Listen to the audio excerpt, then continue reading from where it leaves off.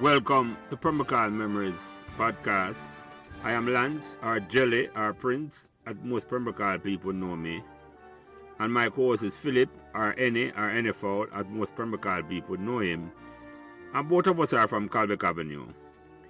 Our mission on this podcast series is to explore how Pembroke Hall, a small community in the Kingston 20 area, surrounded by Dawes land, just across Washington Boulevard, Marvalley, Trucks Garden, or Francis Land as I know it, Arlene Garden, Patrick City, just across the Sandy Gully, became the epicenter of football or soccer for some people in Jamaica in the early 1970s. Pembroke Hall was also home of some of the most legendary musicians and entertainers of that era. I was still going to Pembroke Hall Primary when every single Sunday a triple header was played at the original ball ground at the intersection of Pembroke Avenue, Pembroke Hall Drive, now Kennel Drive. One morning match and two evening match was played to a capacity crowd. These teams, Patosi Rovers, Carawina, Asphalt, Covey, El Furto, and Dreads, was joined by Marvalley Uenden to play in the Pembroke Hall Corner League football tournament. And every baller in Jamaica at the time wanted to play in a Pembroke Hall Corner League to showcase them skills as the first officially organized Corner League football tournament in Jamaica. In this conversation, we hope to capture the memories of players, supporters, and any members of the Pembroke Hall community, male or female, who want to come and share their stories. Your feedback and support will be greatly appreciated on whatever social media platform you might be listening, and thanks in advance. Welcome. Our guest this week, Dawes, my former neighbor from Pembroke Avenue, has graciously consented and allowed for three of his tunes from his upcoming newly released album to be played throughout this week's conversation. You will hear these songs as you're listening to the conversations. The first one is entitled Gunplay. The second one is called One Big Family. And the last one is my favorite, Sugar in My Cup. So if you hear these songs and like to hear more about them, reach out to me for more information. But as usual, enjoy the Pembroke Hall Memories conversation. Thank you.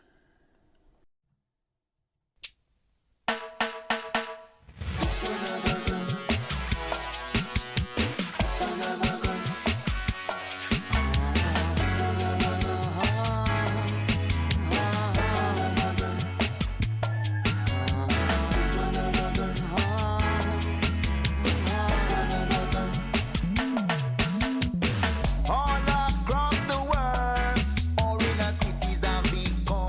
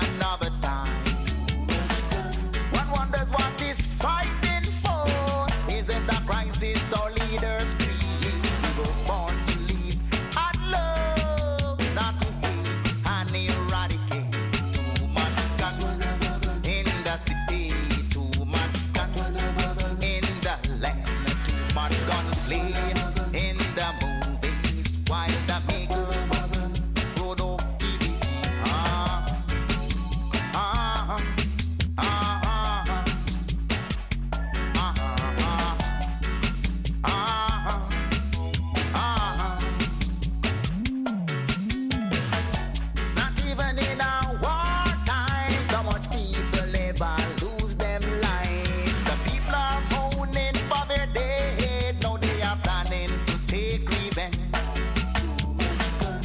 Revenge is what you sow, then revenge you shall surely reap. Protectors of the state just what the situation while they're accused of doing the same. Too much gun in the city, too much gun in the land, too much gunplay in the movies while the makers productivity.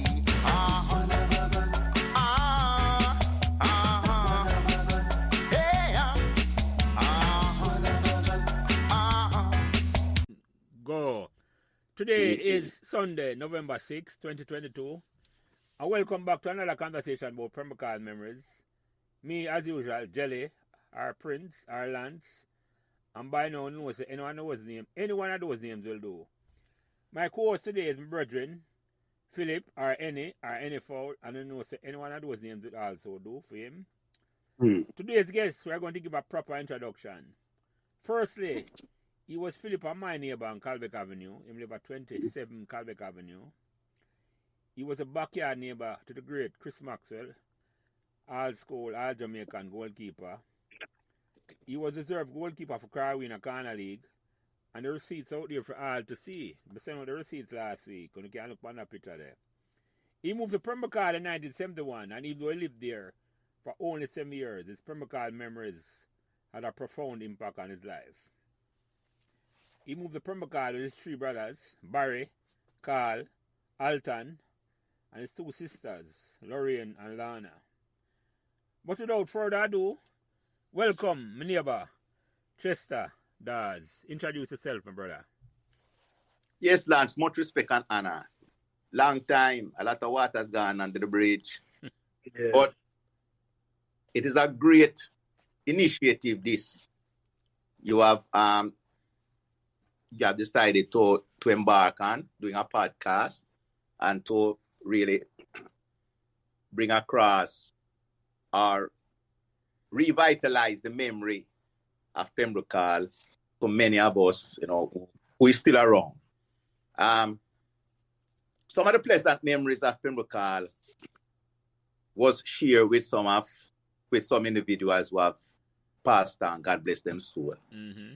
But Pembroke Hall memory is one which we will always remember, we will always embrace as child growing up.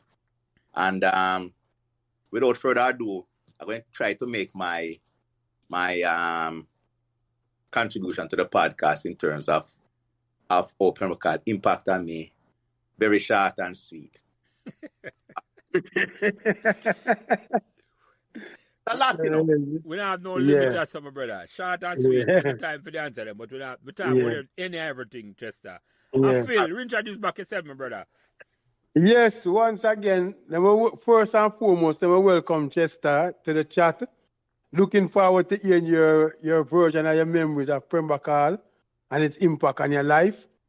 And as always, I'm Philip Any, a.k.a. Any Fowl or Philip.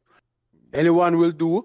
And this is, again, another intriguing and interesting conversation regarding the great memories of Pembroke Hall, a beloved community in the Kingston 20 area. Yeah, man. Thank you, Phil, and thank you, Chester. I appreciate the kind words you share about the podcast and the conversation, as I say. So I love say the people love it, and I love say I love it. So I appreciate that. I just say that up front. So yeah, man, without a doubt. Yeah, man. So what year you moved from Pembroke Hall, Chester? How old you were when you moved from Pembroke Hall? Right. One slight correction. You said 1971. What is 70? 1970. Okay, all right, yeah. Somewhere there about. And I love football.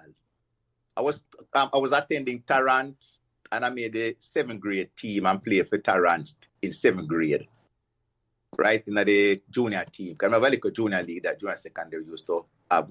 It wasn't that popular, but what happened was that invitation was sent out to other secondary school, and I played a match in Papine for Tarrant. Mm-hmm. We lost. However, when I moved to Pembroke Hall now, I went down to the football field, one Saturday afternoon. I wanted to play football with the guys, and them they never give me a play. Never give me a game. I beg that never give me the game. Because them not know. So the next week I go down to the field now.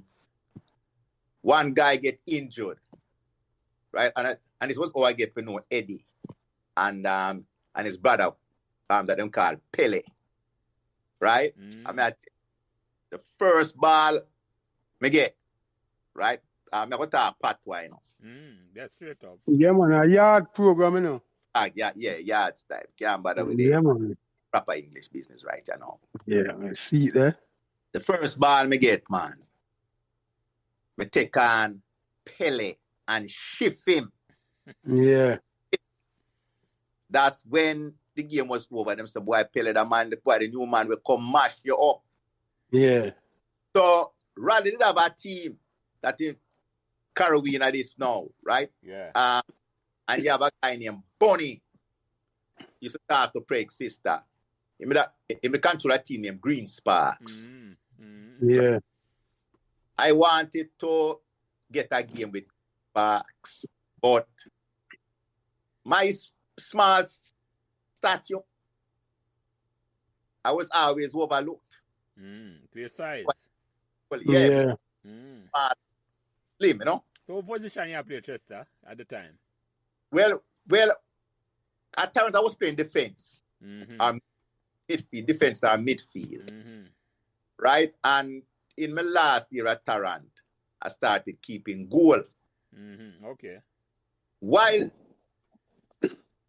at Tarrant, right, wanting to get a game from Raleigh team, because Raleigh did have Carowin at the time. He may have two squad, Birdie squad and a pickup team. So in the time everybody make their contribution to the club, right, like you give dues, they would always say Birdie squad.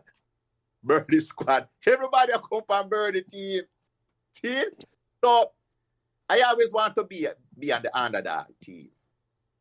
Okay? So I just say, put up on the other team, not Birdie squad, put up on the other team and give me a contribution. I got involved with football. That was my starting point with football in Pembroke. Right? So Saturday afternoon when Raleigh come, Raleigh would have his team training, and that's all me get for know Chris Maxwell, Pregs, Butch, we saw Calabar. Brady wasn't coming to Pembroke Hall at that time. Brady wasn't coming on the Pembroke Hall at that time. But other the Patos the man then. You understand? Buckhead, Marbrook, that was all me feel I see the man there. All right. I was always impressed by the level of play that Pembroke Hall had, because they are talented footballers like Doc McKenzie. That came back from, I think was playing in Holland at the time, and he came back and joined the major league team. That Bobby Fire decided to coach Pembroke Hall. And Bobby Fire organized the Corner League that year. I think it was in 73, he organized a Corner League that got assistance from, I think it was the councillor for the area at I think at the time. I don't remember his name. But Bobby Fire was able to bring together or form together a program or a competitive program with Corner League teams. You know, Patuose, Asphalt, Carowina, Valentine Gardens. One of my most memorable moments in Corner League, I think that picture that you post with the Carowina team, Lance, was a winning team. Although we lost. But training with a football team, I come to realize that this was not easy thing. All that I have been doing with other teams, going through Tarrant and all that, it was foolishness. Raleigh was the coach and everything for the club. Mm-hmm. Hills at nights, every Tuesday night or every Wednesday night we run hill 2 times for the week. Yeah. Run Meadowbrook Hill, Queen Hill. Queen Hill. We up there, so go up on the hill. Why the steepest we ever run? Hey, remember that hill where Patrick was riding and bicycle drop off? Huh? Yeah, man. Brian Walters come talk about that already, man. Yeah. Yeah. Yeah, man. Yeah. Up a Great West, up a Great House Circle. Yeah, man. Yeah. Yeah. To run that hill train. Remember that, Tessa? Yeah. Yeah, man. And I'm telling you, what training and discipline you gather from that is that when you're involved with a team, is a team sport. Yeah. So Raleigh was the coach. Raleigh was the leader for the team. That is where my real experience with a team organization. But hold on, Chester. Hold on. Let me ask you something. Because you come up Pembroke Hall 1970. How old are you when you come up Pembroke Hall? About, that I said, 13. Hold on. Yeah, so you come up Pembroke Hall as a 13-year-old and you want to play big man. Why not? Where to tell him got balls? Yeah. I remember a small statue. I go play big man. Yeah, but based from him conversation thus far, you can tell say him like a challenge. Yeah. Well, I could juggle. Enough. Good enough. Yeah. So when Pembroke and some other man I do like a juggle in a circle and I pass on the ball in a circle like juggle. Yeah. The only person would allow, Pembroke would allow for come beside him, come for participate, Trevor Wang. That man without shirt in the picture, over to the far. Oh, upon the car winner thing, yeah. Jimmy, that's a Trevor Wang brother-in-law. Okay. Trevor Wang is the only person Pembroke could allow because Trevor Wang was a talented and skillful player. You understand? Him alone, Pembroke could have come and participate in the game. Pembroke run, move from here, so in the way. Yes. So, hold on, Chester. Hold on, let me ask you something. So, where you come at Pembroke Hall now? Where you want to move from? Which part did you come from? Or what was the feeling like when you moved from Pembroke Hall in terms of that? Which part you knew you live before you come at Pembroke Hall? Woodpecker Avenue. Oh, okay. All right. Yeah. Waltham. The nearest field to Woodpecker Avenue was probably Olympic. Was Cockburn Pen. Or you go over Cable and Wireless Field. You understand? Near Mall Road. That's upon Chalmers. Yeah, around that way there. Yeah, man. Oh, near football field. Yes, I got you. But I used to live around Mall Road way before I go Woodpecker. So I saw me get to know the David them.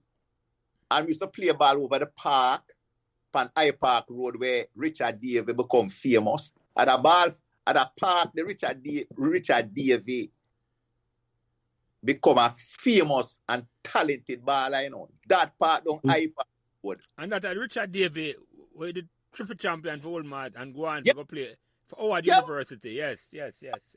Boy, man, yeah. Same one, yeah. Academic boy too. Yeah. Specialist. Yeah. So when you move come to Pembroke Hall now, the feel much nearer now, you feel much more comfortable to say. Yes, exactly. I got you. I see the move now. So when my mother send me go shop, you know, brethren. Which shop that you going on? When I see shop. Shop, yeah, right in front, the little park. Right in front of the daycare center is now. Before you reach the Pembroke Hall football field, yes. Look here. She have to walk, come look for me, you know. And when I come, I have to run, come back up the road before I, you know, because she have come and stick down. That means I get to buy what we want. It's happening now, brethren. Yeah. The thing that happens. So when you see a football game, I go, you just want to just get a little touch. Yeah, you want to go and say. You forgot, say, mother say, go shop. Yeah. So by the time you go there, you go to the shop and ask where you want it. Don't long time. Yeah. So you have to go to another shop now to see because you can't go back home and say, no, get it now. Because we are do so long. You understand? Yeah. So me say, all that from Marge Ice. Yeah. Football was that much of an addiction. Man, I tell you. No, if one particular thing again, I forgot to mention about the whole football thing with Carolina. I remember when you have pride in yourself and confidence, and you believe you are going to win, you know. Carolina was the presumptive champion team now. Based on how we are trained a Saturday morning time, we are run a night time. And the first game for the Corner League season was against Valentine Gardens. A Berger just left Clarendon College, you know, brethren. At a Mifkel bigger brother. Yeah, man. Anthony Johnson, yeah. Play for Valentine Garden, you know. And brethren, may I tell you, say, we get a 3-1 bus ass that evening there. That before the game start, Carolina, well put together, run out of the middle of the field and I'll bow to the crowd, you know, and all them thing, you know. You know, man, it's by time half time come, 2-0, Valentine's Garden lead, you know. That time they will have Pato, I play midfield for we and Kenneth Davey I play forward, you know, brethren. Carolina. To Carolina, you know. And Valentine Garden have we done 2-0, you know, brethren. So when the game resumed, about 10 minutes of the second half, 3 for us. We said, what the hell is this? Kenneth Davey Jr. pull back one about the 88th minute. You understand? From a corner where Pato take. And Junior 18. And Junior pick up the ball and put it back at the half line. You see that game there? That is the first game I ever lose a game. You understand? And I know what it is to lose a game. That game there, it rests on my mind, brethren. I couldn't even sleep the night. As a matter of fact, when I go home, I never ever beard. I just sit I go at my fall asleep. Yeah, that is one game I will never forget, man. It's when you have heart and determination and guts. You put in every effort. And it teaches something that not all is lost. Because you have to know what it is to lose. Yeah, man. How pleasant and gracious it is to win. Yeah, man. Yeah, so that aspect of Pembroke Hall did a lot for me. I mean, the team spirit, the process they go through. You understand? Being a part of a team, the commitment you have to give. And at the same time, camaraderie. At the same time, camaraderie. Yeah. You understand? It was a good thing. Let me ask you something, Chester, because I don't want to slip by before we clear this up in terms of say. Because last week I talked to Bird and he couldn't answer the question. You do know Chris Maxwell very good because Chris Maxwell was a neighbor at your backyard. Right? Was my bread at that? Yeah. Was my right. bread When the first time I meet Chris Maxwell in terms of say, how long after you move up from Pembroke you meet Chris Maxwell and which school Chris Maxwell used to go before him started Vertech? Chris Maxwell used to go Pembroke Hall Secondary. And he was the goalkeeper for Pembroke Hall Secondary. Here, you see, Yappa Yan. Yappa was the goalkeeper first. After Yappa leave, Chris start keep. Right? When Chris start keep, he was keeping for Green Sparks. Right? The person who trained Chris. You understand? A Bunny. That a Chris. Not Chris. Craig's sister man. Yeah. Okay? Bunny. Yeah. A Bunny in name. Yeah. And him train Chris in a goal if you keep goal. So Chris was not goalkeeper like yourself before. Natural goalkeeper. Yeah.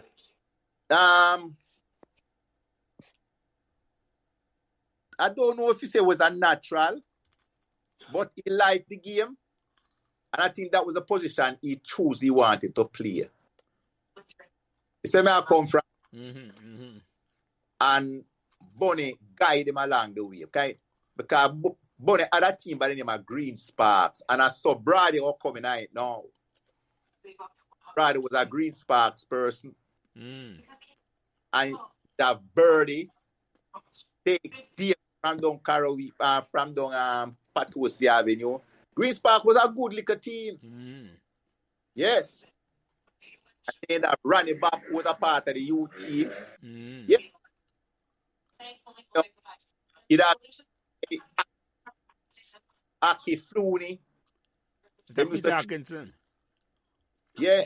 Aki. Yeah. You know, Green Sparks was a very good team. Very good team. So Chris was the goalkeeper then. A Bonnie trained Chris. So when Chris leave Pembroke Hall now, see, Bonnie said to him, Bonnie, get him in a veer. But apart from Bonnie getting him into veer, Santos was training over camp. And I go one of the training camp. I say Bob Campbell, because Bob Campbell did train via them time. Then I was at the training camp. I tell Bob Campbell about Chris. Right? So I talk to Chris' father. I say, would you have any problem with Chris going to Veer Tech? No problem, man. Anything Chris want for better himself with school and all of that. Yeah. You understand? Not knowing to Chris. Because Chris don't know some engaged in the conversation with him father. Right. It's not them days there. Me always like talk to big man. Big man, big people. Me always love to converse with them. So when he leave, when I started to do accounting, Chris' father get me my first job, you know. With a accounting firm named A. Leslie Lawrence and Company. Leslie Lawrence and Chris' father was very good friends. Yeah, man, right at 83rd Street. Church Street, right in front of Agricultural Society. Passed by the other day, I take a picture of the building. I write in there so me learn accounting from an auditor standpoint. Yeah. And then I go on to Meros Land Partners. Yeah. So, hold on. Let me ask you something. Hold on. So, when you come up from Bacala now, apart from the football now, and you come to Calbeck Avenue, as I say, you live in front of me. What was the impression you get at Pembroke Hall that come from Woodpecker Avenue? You are now among the elites. You're among the elites. You move on up to the east side. Different social environment. No woolly nice. No.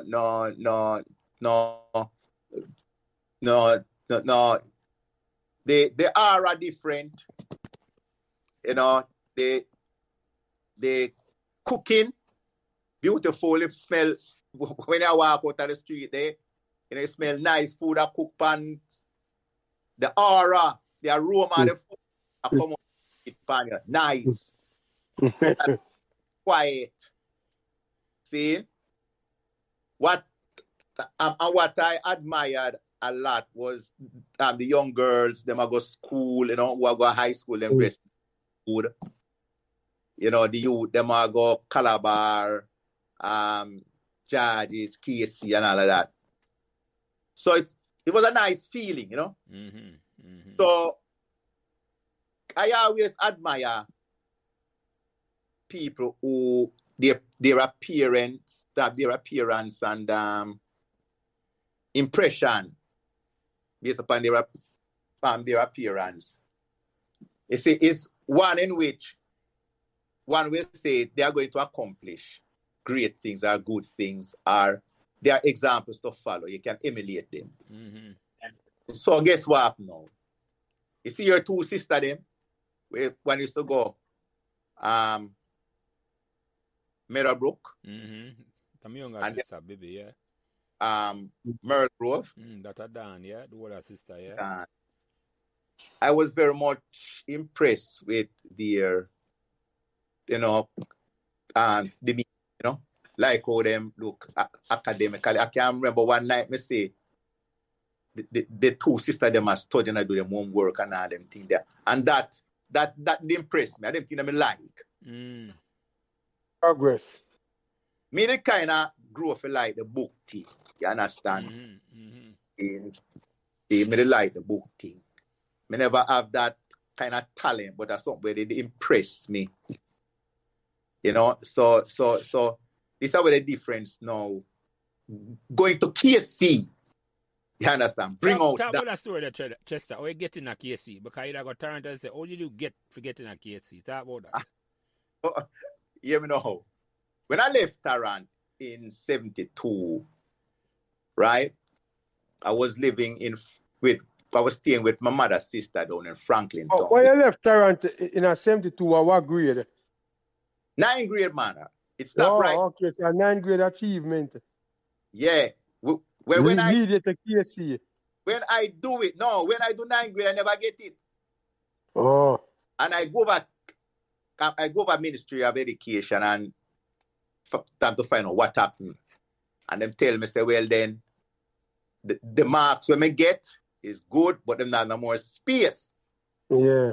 But we can go a trench down. I'm tell you, me not going to trench down. Well, you have youth where go trench down, You have this guy, he's a medical doctor down at Trinidad, Anthony Pattinger, we call him Bones. I was 1 year ahead of him. Bones went to trench down after I leave Toronto. And he was in 8th grade at the time, he come at 9th grade. But if you know him well, Bones got trenched down, do him GC, get it and come at KC 6 farm. Yeah, come at KC 6 farm and I'm go a UA and I'm go Trinidad and go do agricultural science. And after that done, him say, boy, I don't like that again. And I'm applying for go medical school and get in a medical school. So Bones a guy in a college, just me get to understand. Don't at Trinidad they know. So that the year and I have nothing to do with it, It's the mind. Yeah, we don't. You understand? So what happened now is that my auntie lives now Franklin town before they moved to Vineyard town. Yeah. Right borderline of Dunkirk. Right on the borderline of Dunkirk. So I know the whole of the man down there. So you have a brethren now. This is between September 72 to December 72. Me I tell you about no brethren. You have a brethren named Wire. Him did used to work on ship. So I have this girlfriend of a Rockfort who him used to talk to. So him said, why Chester? I said, no. Why can I go up a Rockfort? I'm going to look for Vivian. I'm looking for girlfriend one day. So I go up there. So no, somebody there. So why she at the house now, everybody outside attack and all of that. It's a yard where pure gambling take place, Man where come from Warwick Hill, the man where used to run up there, so that a yard, he married the only yard named Spengman. Spengman. So Spengman the day with Wire woman sister. So I saw Wire that day and everything. But at the same time, so that yard the crowd or the group of individuals to come there, so you understand, is man ways to involve in our things, Pure gambling, I would my gamble. And the year a man say, if I never another yard, I'm there, I shoot one on already, It was like a joke. You understand?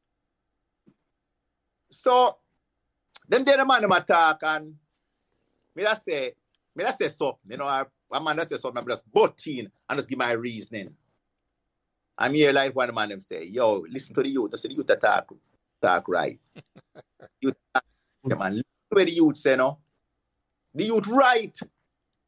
So I say, Spengman say, wire, come here. And the man wire go next door. Because it's a big room, you know. So I got door to the hallway. Right? And I say, wire shake him head. It's wire shake him head. And wire shake him head and wire look cross upon me. And Spengman attacked him and wire shake him head. So when we're ready for going now, we leave and we walk and come down Oliver Road. No, Warwick Road we are come down because Glasspool Avenue run east-west. And we are come down Warwick Road. We run north-south because Warwick Road go up on Windward Road. Yeah. Why I said to me, Chester, I'm going to say something to you, but I don't want you to feel no way. Spengman say, you know, to come back up there. You're supposed to be in a school. So, why I say, Chester, you know, no family or foreign we can pay a school fee for you. And I said, boy, I have one auntie, you know. God bless her soul. So, she passed away in April of this year. Wow. Right? Where I could have write. So, I go back home tonight. The next day, I write her a letter. Live with her and I live with her sister now. Two sisters them now. One they are foreign and one there at Franklin Town. Yeah. So the one I live with at Franklin Town now about in a January. I write the letter in about October. January, I see, not January now, I see one Friday man, I say I leave the house a little bit early. Right? And she come this Saturday and say, Chester, you're going to KC and do a test on Tuesday. Okay? Just get ready yourself and all that. So, I never know nothing about no prep and all them things there. So, whatever I'm going to do in the test now is what me remember from Tarrant. Yeah. Okay. Because 3 months out of school, yeah, nah, do not doing anything related to school to refresh your memory. You understand? Right. So what, you never go to school in that 3 months there? No. Because you never passed in 9th grade achievement. Like I eat that for you. I eat that now. I know that, Chester. Brethren. Tell me something never know that you see that. Some man will take the 9th grade achievement test if you not pass. It's a whole heap Them of staying at school. Them staying at the school. I'm going to see a Tarrant, but Chester no want to go back at Tarrant. You understand? No. Tarrant in at 9th grade. Oh, Tarrant in at 9th grade at the rat. Yeah. Tarrant in at 9th grade. Them time. Why I never know that? Never know that either, Phil. I remember that. Yep. No, because Tarrant a famous secondary school. So after all of that now, I'm going to do the test. The secretary said I can call back tomorrow or I can come. No, I can call back Wednesday. So who line up the test video at KC? When I auntie? My auntie. Okay, go. One of our friends who didn't know Mr. Bruce, them talk and all of that, and I said, we can come do the test. And she go talk to him. That's the man. I'm Mr. Bruce was the headmaster. Yeah, man. Yeah, man. That's before Mr. Forrest come. Yeah. After. No.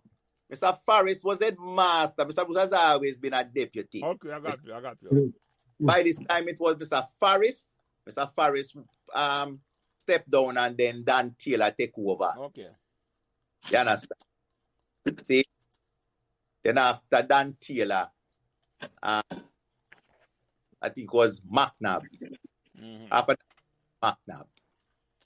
Yeah, so you go do the test. I want. Go do the test. I didn't do good. So when I call the school, do I say didn't do good, you didn't do well at all, But when being told that is like I couldn't live with it.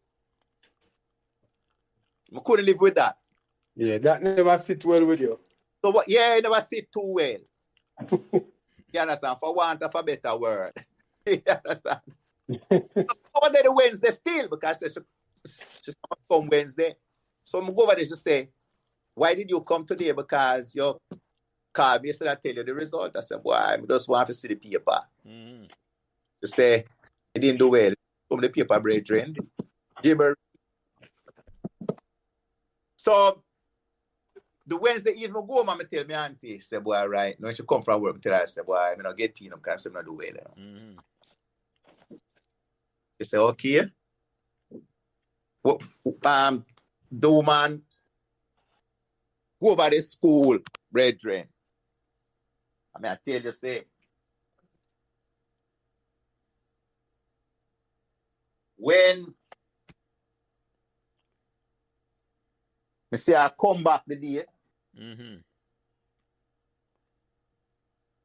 I don't know where she do. But she said, Chester, sit down. The man say he's going to take it for 1 term. But if you don't do good, you can't come back. Mm-hmm. And she take out a KC tie and 6 exercise book with Kingston College Panel. That was a Friday. And the Monday morning, me and my khaki clothes I go at KC. And that make you feel good. Brethren. Oh. That was the pride. That brethren. Pride and joy come to my soul. When me put on my tie the man and go to school. Them time you live at Pembroke Hall. Yeah, I live at Pembroke Hall still, but Yeah, man. I was staying at Pembroke Hall at the time. Mm. Okay, I got you. But I stayed on at Dunkirk. Mm. And brethren, it's like, when you get in a KC, I like the man that said, no, my friend, them, you know. When you start KC, now, when my auntie said to me, no, she said, well, you only have 1 term, you know. So you can't say you never get a chance. You get your chance. Brethren, I started KC the 22nd of January 1973. The 16th of February was mid-year exam. Yeah. So we have exam twice a year. You see me? Mm. And when I start to read, come out for borrow youth book and write out them notes, buy second-hand book, use book and them thing there. See? Brethren, I tell you, say, I start reading to all when my brain get exhausted, I'm just a read for done. That means I'm not absorb nothing. I'm just a read. Yeah. Because I'm just done. You understand? You just go through the motions. Yeah, so I go through the motions now. I'm sitting on the chair at the door and I look outside and Lance and brother and Bowcow and Chris and I play football out there. I look. You know, at that time, very much older, I get to realize that when you have something to focus on, you cannot be paying attention to other stuff. You have to focus on that. Some of them time there. Well, when we do the test, I'm going to get my result, right? I'm going to get the report. What I saw, what my auntie said, she said, Chester, well done. The marks wasn't in the 50s, was all in the 40s, but them time they are 45 for pass. Mm-hmm. Mm-hmm. Yeah. 45 you have to pass, you know. And Yeah. wrote, student joined the school very late in the term, but shows promise. Yeah. It's about 2 years ago I saw that report, you know, but I don't know where they now. Yeah, I saw that report some 2 years ago, maybe longer than that, because time flies so fast. And brethren, I come to realize that is what KC meant to me. Because as a youth I grew up, you understand, the challenges were there, you know, you know, have all the amenities that I like, you know, all the facilities all the resources and all of that. Feel comfortable as a youth that grew up, so you have to just make do with what you have. So them thing there. See, as a matter of fact, if I could live over my life in a bridge, I don't want nothing to change. I don't go to the same emotion again and feel. Well learn. Yeah. Because one thing it teach me in a bridge is humility. And elders and respect for others, You can't grudge a man for where him getting, okay? Don't know him get it. Right. You don't grudge people. Always do to make yourself better. May I ask you something, Chester? You mentioned a man name earlier, and you come to Pembroke Hall in 1970. Were you aware that Pembroke Hall had won the minor league in 1967? No, I never know about 68, sorry. So since this program I started talking, you aware of that fact? Yeah, that was a great thing. And Altamont, Doc McKenzie, the same man you talk about the captain of the team there. Doc. I saw the picture, Doc. Yeah. But you have the receipts. When we're talking about this program, we have the receipts to back it up. So when I just said it, that's all. Yeah. Yep. Yeah. Right. So Doc was first. That was the first person, apart from Lenny De La Pena, because I learned about Lenny De La Pena after him going to England and play professionally. Long after me about Doc. Said he'd go Holland go play professional football. Doc had the first big time ball out of Pembroke Hall, man. You're right. Big time football. Yeah. That we used to call it the first time I see him play, every minute him drop on the ground, going to play forward to Pembroke Hall. That's call him dirt, man. Drop on the ground. I say the gears, the Pembroke Hall was full white. I remember that, yeah. Him gears dirty. The man was like mud. And was playing forward at the time. We're surprised. Hold on, he's trying to asphalt him a play for? The corner league? Pembroke Hall, Major League, man. Major League. Okay. Yeah. Yeah, man. So that was, so let me ask you something about that, pertaining to that. Were you surprised when you come to Pembroke Hall for the organization who organized the corner league was? All right, it got through certain processes. First, it was Dirks and Jimmy and Fire. Right? Bobby Fire used to keep the meeting up a theme yard that you ended. Right? Dirks and Jimmy, that touch bank. Right? But there was one point here when Bobby Fire put a turn on it. You understand? Bobby Fire organized the corner league on a different level. The same year when Carolina lose to Valentine Garden. Right? Organize the corner and put together that quarterfinal video. You understand? Play and in the quarterfinals, leading Boys Town 1-0 at halftime. Yeah. Leading Boys Town 1-0 at halftime. That time the Boys Town have them top dog players, Archie Reed, Romito Kill, Diego Garden, Johnny Cool. Yeah, Edward Dawkins, yeah. Edward Dawkins. Yeah. And Raleigh score. You see me? And have Boys Town down 1-0. You understand? That's why I'm the player Last Shaw. Turn up and Last Shaw play link with Derek Denisa. Yeah. Derek and I used to go school together at KC there. Yeah, Derek Denisa, the Indian. Yeah. Maya wheelbar around them with Lance Adair play left back. I tell you, Camper down too. Yeah, Camper down team, yeah. Yeah, man. Yeah.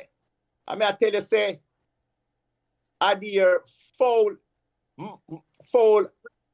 Romito ill in the area and give them a penalty. You understand? And then kick it away. Yeah. that game there was a big. I know me. I watch the game. Right now, I watch the game. What that game they play Chester down at the field?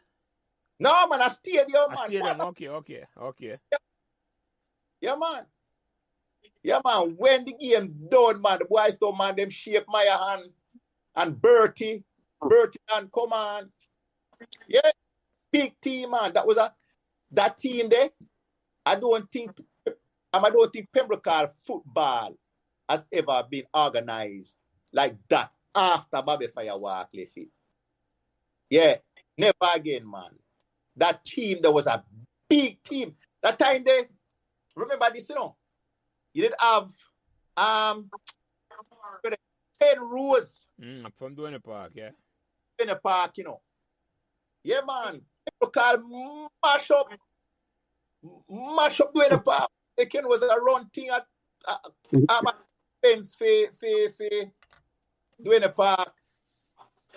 Yeah. Ken Rose a run. So Pembroke Hall won the match at Chester, one love. Gilly was keeping. He might be keeping the dreads too. I don't think I one love, you know. I don't think I one love. I think I'm more like two. Kenneth David score the two of them.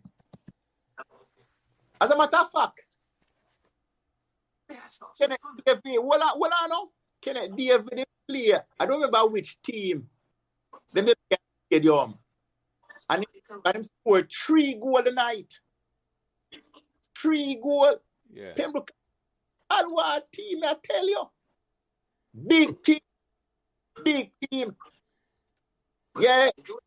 The defense was Butter.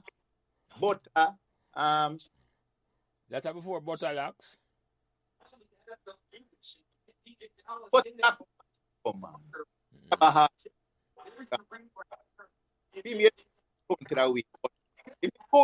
Repeat what I said, Chester. I kind of broke up. Repeat what I said. Yeah.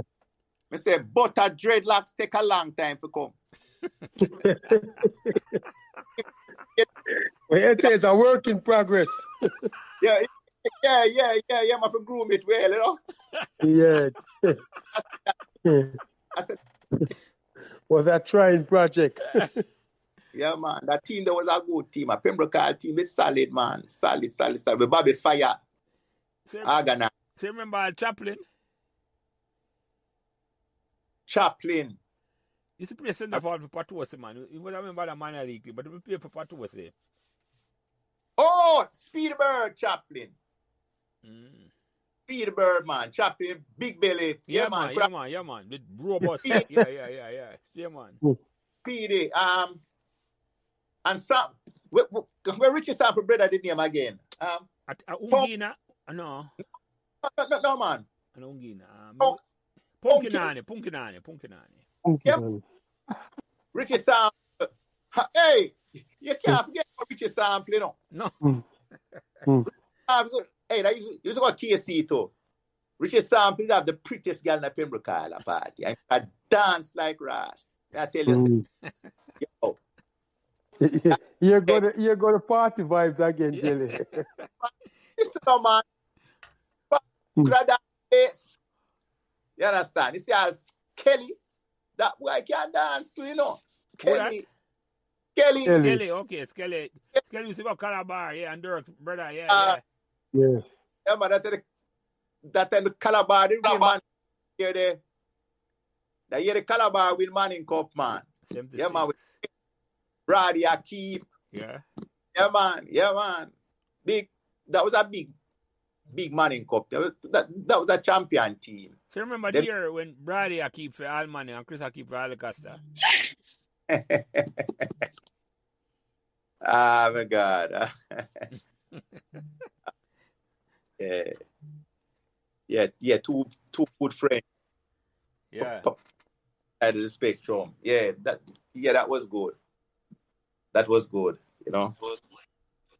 So let me ask you something, Chester, because Philip always bring this up every week, you know. Every week. You come at Pembroke Hall and say a whole heap of talent at Pembroke Hall. In your opinion, why Pembroke Hall never transitioned to a big time football community like Harborview? and finance. Eh? Management and finance. Expand upon that. All right. Management, meaning you have to have the people with the money, the people with the commitment. You understand? And finance, meaning organization that will sponsor. You understand? The program. Sponsorship means money. Put money in the program. For growth and development. Program. Because some people look on football, or the sport of football, as just, well then, you now get paid as something you like. You have to just go and feel and go play and all of that. And forget right now, there's more to it. Mm-hmm. Yeah. Them time there's just like personal gratification. Yeah, it was. The players, listen me. The crop of players that is being produced now, the talent that is growing now, them, they are not, to me, they are not as committed to the game. Like when I grew with individuals players. You understand? Well, me second you upon that, you know, because not even say committed. Me no feel them as skilled as a man them from our time. True. Look here. I honestly believe that. And skill, not only skill physically, but mentally. No, me I tell us, listen to me. Me go call some name. We are talking about skill. Individual ball skill. You understand? Them guys, they will do trick with ball. You have a youth where to go. Is it here go? Where's the play for we lock team? You remember we lock team with name? Upsetters, man. Diego, it's skillful. Yeah, man, Diego, long T, brother. Yeah. Long T. That you did it skillful. Yeah. See? You see another skillful youth. You see Bonnie Marshall. Yeah, man. Bonnie Marshall now partial from Riverton City and Calabar, yes. All right. Now go. You have a youth to go camper down here, Heineken. Yeah, man. Yes. Yeah. Hard time. Lenny Hyde. Sweetest man. Mm-hmm. Then you see where I come from? Yeah. You talk about skilling of brethren. When Lenny Hyde will rock you. Hear me, no, man. You have another boy named, I used to call him Robber. They call him Arturo, Arthur Latimore. Yeah. Big and he's skillful. Them youth are not no skill. Them not, listen me, the closest skill where Jamaica have, you understand, was Walter Boy. Yeah. That Walter Boy disappointed me big time, man. Yeah. Second. Him disappoint me big time because lot of potential. The Curacao, the Croatia game. You understand? And him get the ball. I stand up and I say, sit here now, because I'm expecting for Lego 2 boy and go down to the area and go square it. Then take the ball from him. I stand up and put him on him waist. I say, so what the fuck is? Yeah, man. From this, I say, no, man. You might waste that. Lose half time. Lose big time, man. Lose. And what is that? Discipline. Lack of commitment. The same thing where you say, it's like the man them not understand what it is for what them are do and the level at which them are play. And the mental approach what is required. Because that was one of the problem with our team that, you know, the man them are reach World Cup and like the man them not understand where them there. The man them are still live some careless life when them supposed to have focus on the game. Yeah, have a youth where to go for Charlie Smith named Cornell Chinsu. Yeah. That a one, that youth there was supposed to be the midfield general after Tapa walk out of this. You know? The youth there, me see him play. When them play Manning Cup, he met the other players like foolishness, man. The man did not play big man ball. When the man play man in cup. I see him play against Judges, you see. He make Judges with primary school players to rat it. Colonel Chin Su, man, they are general, a big ball of that. But it's a commitment. I see a Brazilian documentary with Ronaldinho. Or that they train. Listen, me, no, man. If one of the greats that, you know. If put in that training program, if in that training regiment there, for that film there, for that documentary there, me call that fraud. He commit a damn good fraud. You understand? Yeah. Damn good fraud. Yeah. You sent a particular behavior just for a documentary and then own it and say that is your persona as to how you're living a brethren. And so it go. See? A fraud, that me call that fraud. Be yourself, produce what you do on a daily basis. Understand? You don't prepare, you don't make a presentation or a representation of yourself, which is not. Yeah. Ronaldinho, you know, man, you can't do anything with a ball, you know. Yeah. Grace it and commit yourself to it. The ball listen to you. So, well, Daniel, never have that commitment, brethren. Let me ask you something. Right, so you say Pembroke Hall as a community, and we never have the organization and the financial management put Yes. Pembroke Hall to a different level. Let me ask you something. A Carolina team that we posted you as a reserve goalkeeper. Couple of questions about that. Yeah. When did you decide to become goalkeeper? And why did it change your thing from being a centre for a midfielder to a goalkeeper? What caused that? I wanted to be a part of the game. That is one. It's the man that we are playing. My talent wasn't as good as theirs because I'm small.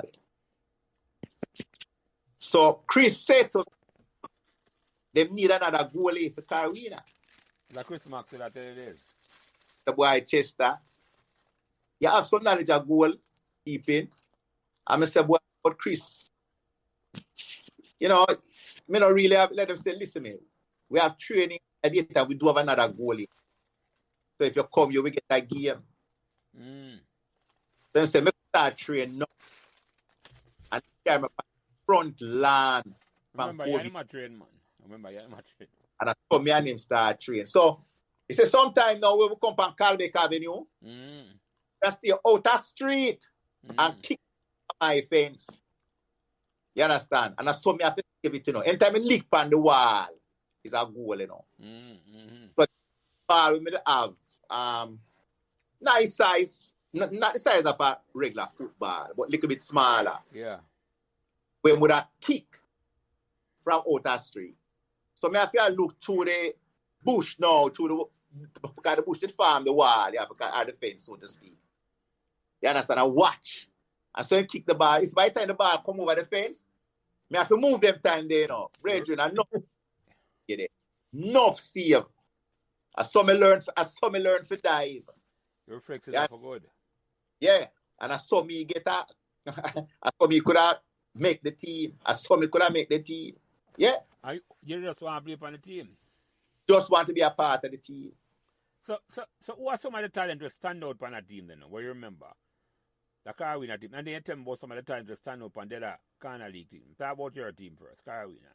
What's some of the money man look on and say, right, the money a big baller? Pregs. And why Pregs stand out to you? Well, Pregs was a true defender.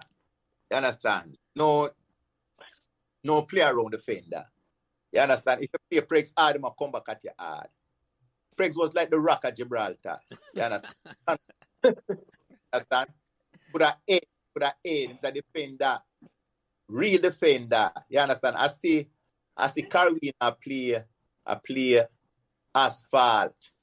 You understand? And it was rain. I see Coachy lace it for asphalt. And Pregs put him face in it. Everybody straight to Pregs knockout because Coachy have a hard kick. And I'm Frakes take it right the side of him face and run off. Nothing at all, just wipe him face. Yeah, right to the left side of him face. Rock at Gibraltar. Rock at Gibraltar, that man. See me? Then we have a youth now named Mac P. Where's the play center half the Calabar beside Skelly. You understand? He was a very good defender too. See? Raleigh. Yeah. Raleigh has a the thing about Raleigh, him not no skill, but him can kick and he's determined. And the fittest man that on the team. The fittest, listen to me. Nobody, if I was to give a trophy for fitness among all the teams, Raleigh is the fittest man. It's as the game starts, the first 5 minutes, man, Raleigh has sweat like a horse. No, remember that. Raleigh shots wet. Wet, man. 15 minutes a game. Like I told him I come out of field. If you want to Raleigh shot. Yeah, but that are the sign of a fit man, brother, man. Because the same thing with Messi. We do? Messi. Yeah, with Messi Wilmot. Yeah, man. Yeah. Yeah, man. When time man, then I see all Spoon will play for Marvel. Them because them man did fit, brother, man. When I say fit. You know, by you play for Marvel, I do have the same person you attack, the kind of kinky named Spitfire. No. Spit. I don't remember that name that just no. Yeah. To play for Marvel is Spitfire. A Spoon, I know him, but I don't know if I said person, but he play right wing for Marvel. If I made ball, I'm always in a black and white. Nah, man, him not ball. A different Him not ball. Spoon and a Spoon that Chester. But let me ask you something. So you called Potter to his name earlier. Potter did that play for Carolina one time and he got asphalt. How did he go? Carolina. Okay. Pato originally play for Asphalt originally. Yeah. But I don't know what it was. Maybe he just wanted a change. You understand? I mean, he wanted to be on a winning team because I don't know if Asphalt did ever win finally. Pato was the team where always a win because dominant force. Yeah, they were more the dominant team. You know, they may have a lot of good players. Them, you know, Pembroke, Mudman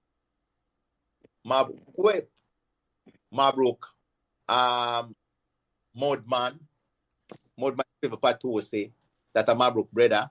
Yeah. Yeah. Squid brother, I think Ungo him name is to play right back. But Chris that. You understand? You know, I mean that Ben ways to play defense. Oh, Bogo Ben attack. Yeah. Let's do that again to feel. Why? I tell you, when I'm come wicked. Who that? It's wild. It's wild. When I'm come wicked. Yeah. You know, they may have a good team. Pato still have a good team. Asphalt. They have Sharky. Yeah, man, Sharky. I'm in-laws that man, Sharky. Coach Mikey and Mikey, my brother-in-law, yeah. Yeah. Coach Mike. More coaches. Sample. I remember Sticks. Yeah, Sticks. Yeah. Remember Sticks. Skelly. Skelly up the center. Platty. Yeah. The center. Platty. Platty, the two Platty them. Yeah. Big Plats, that is. Mikey. Ian. I think Ian used to keep for them. The goalie, yes. The goalie for him, Ian. Yeah. Yes. Ian, yeah, man. How about COVID team? Remember anybody from COVID team and El Furto? El Furto was Plummy. Plummy team that, yeah? Plummy, Mikey Winter keep. Gerald, Chris did I keep them time the fee. Carwina. Yeah. No, not Chris started keeping for Kobe, for Elfert first. Oh, Chris started keeping Elfert before him got Carolina. Yeah, before him got Carolina. Okay, yes. I never Right? remember that, yeah. David Ho used to play for Elfert, the Stars, them youth, where get about youth named Patrick. Oh my goodness, I can't remember some of the name there. Man. So all right, remember that, but but hold on, Jelly. So let me ask you this, Chester. Outside, which other team besides Patois you think was the most dominant team? Second to Patois, because to me, Patois are the most dominant. Valentine Garden, man. Yeah. But that's Patois a part 2 team, you know. The history behind that route tell you that a man confirm it, you know. Yeah, but to me, honestly, the Pembroke Hall Canada League was about 2 teams, Patois and Carolina. Yeah, Valentine Garden was like a little blip. Valentine Garden can't, because at them eventually become Bastion Bombers. Hold on. Yes. Carolina, man. Carolina. I forgot. Carolina, may I tell you, so when I talk with Pregs and them, man, Briscoe. Carolina, if I know Patois or Carolina, any one of them 2 teams that always are, them are the dominant team. Patois and Carolina asphalt. Patois. Yeah, Patois are them 3 teams there. But let me ask you something, Tessa, because I mentioned something earlier where you say, when I run go up in a hill 2-3 times a week. How old were you when I run them hill there? And when you come home, where tell your mother say? No mother know where I go. And she have no problem with you go train. Yeah, my mother is no say I go train, man. So she never interfere with that. Mr. come in late. No, tell you that's a progressive move, so she now go spank him for that. Yeah, mother, you know, mother is never. Encourage your extracurricular activity. They say, yeah, go on. Yeah. We can't bear on. I don't like when I tell us when him dad gambling also. No, when the man tell me one come around. Yeah, different. Right. Yeah. Yeah. That him skin with a black and blue. And Windward Road, yeah. Yeah. Yo, let me tell you something, man. He said that situation there is the life changer. The life changer that because I tell you something. Let me tell you something. Think about the baddest man out of East, the most notorious man them out of East. Me know the whole of them. The whole of them. Who dead and who still alive right now. And them know me by my name. Them know me by my name. Yeah. You understand? I know what I can tell you something. The man I make you know him protected. Let me tell you something. Them man used to encourage me to go to school. Yeah. Monday, Chester, you alright? Oh, yeah, school, you alright? Yeah, man. So Chester, yes. You bring up something important then. You think that situation that changed where the money man bad man look out for the youth them. Yeah, where in a positive way. One man I said, don't know why you come around here, sir. Because look a man I look and see potential. You think that change in a Jamaican community? These crapper youth nowadays, it will kind of change because they are very disrespectful. Because I think when we see. As a matter of fact, let me tell you something I never know. I don't them even. When my mother gave birth to me, is a road named Clark Street. 6 Clark Street, which is the first little dead-end road, a dead-end lane off Bryden Street. We run half Windward Road. If you know which part, Ellison School there. Yeah. That road is Bryden Street. Yeah. When you go up Bryden Street, the first little dead end lane on your right hand, about maybe 50 yards on Windward Road. I hope so you have a steep hill behind the school before the school build because we used to burn trash over a place that them call White House. It's a place that them burn trash. Them just call it White House. I have a steep hill where at the bottom of the hill a guinea tree there, and right after past guinea tree at the gully where run cross via Windward Road. You understand? I man run straight down the hill and couldn't control my speed to rise and run straight down the I run straight na the rasta jar three bus my forehead. Yeah. When I lick you, I was about 3 or 4 them time there. As a little youth. You understand? So I said a little youth, you grow up and respect elders. Them youth here, no respect elders. See? Them don't respect. And that is why in the inner city, in the garrison community, it will run the way it run right now. Because here's what happened. You have a friend kill friend down there, no brethren. Yeah. Friend. May I tell you, friend, murder, friend.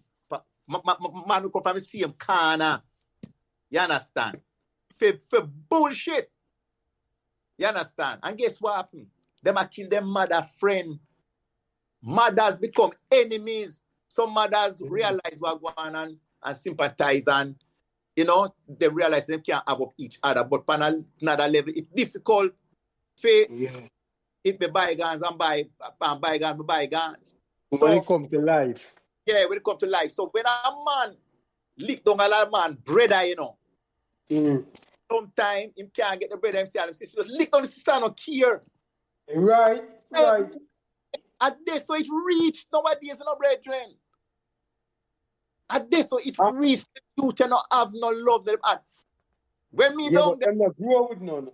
Them not grow with none. Me have brethren. As a matter of fact, here's what we do.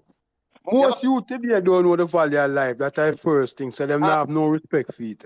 I'm gonna tell you what happened the other day. In April of this year. You see the man that will come from Square, Newton Square, because I live in Newton Square. Newton Square there at the edge of Dunkirk. So if I say man will live in a Newton Square, them clown in a Dunkirk. You understand? Man will live at here, clown in a Dunkirk.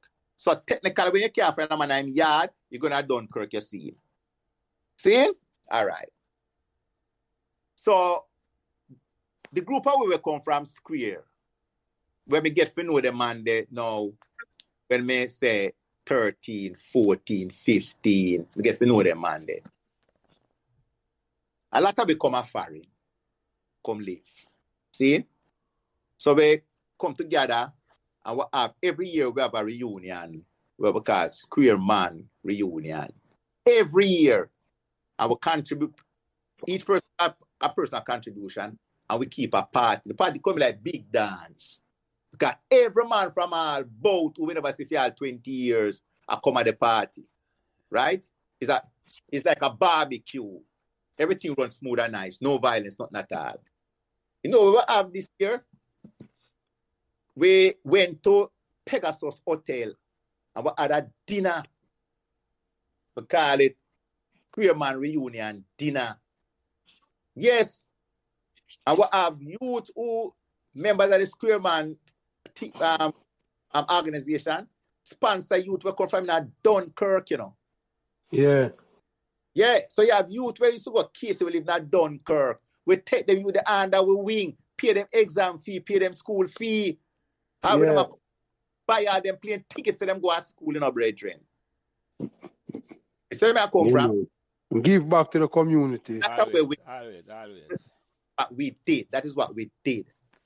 And brethren, here's what they do. You have some people who never go in a hotel, a 5-star hotel yet, go have dinner and feel like what I call it now? A worthwhile human being. Yeah.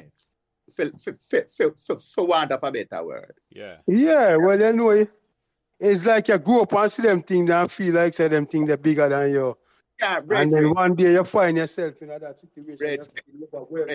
The people them take picture, so much picture. Some people that was even moved to tears, brethren.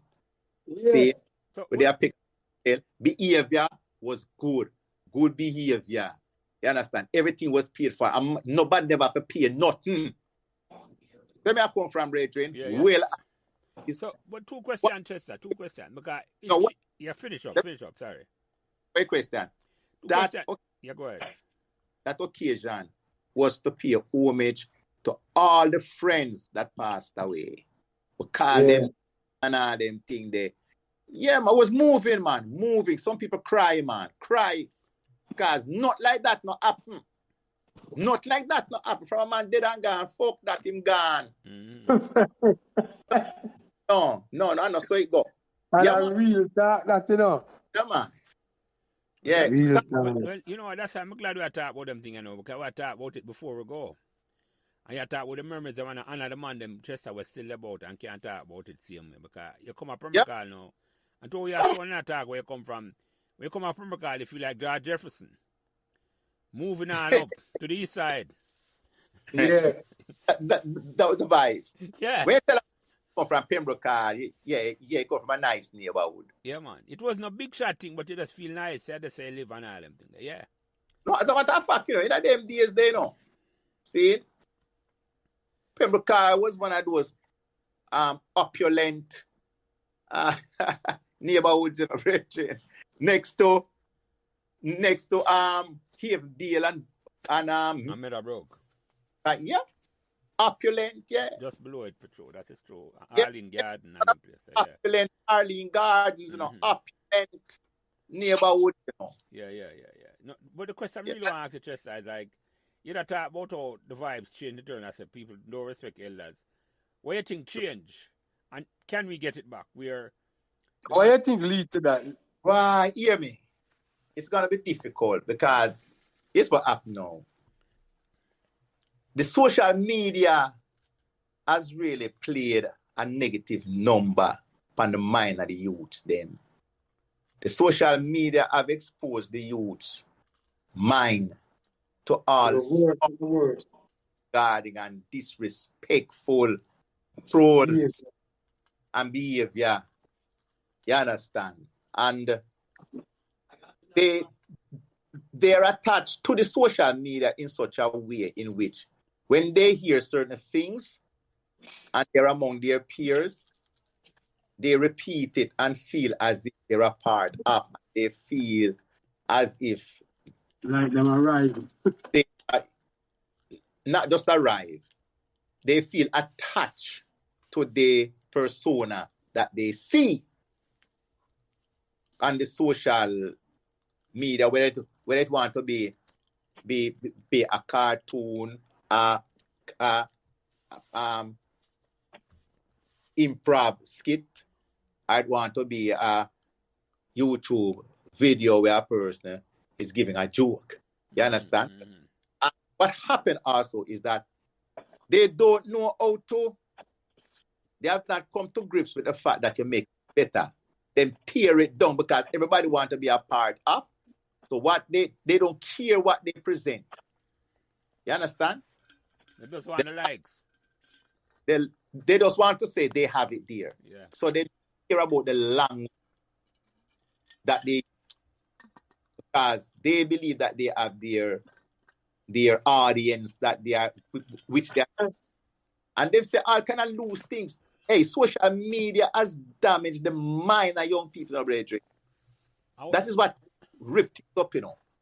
You understand? There's always a little bit more that they want, and a little bit more is the negative more that they have introduced into it.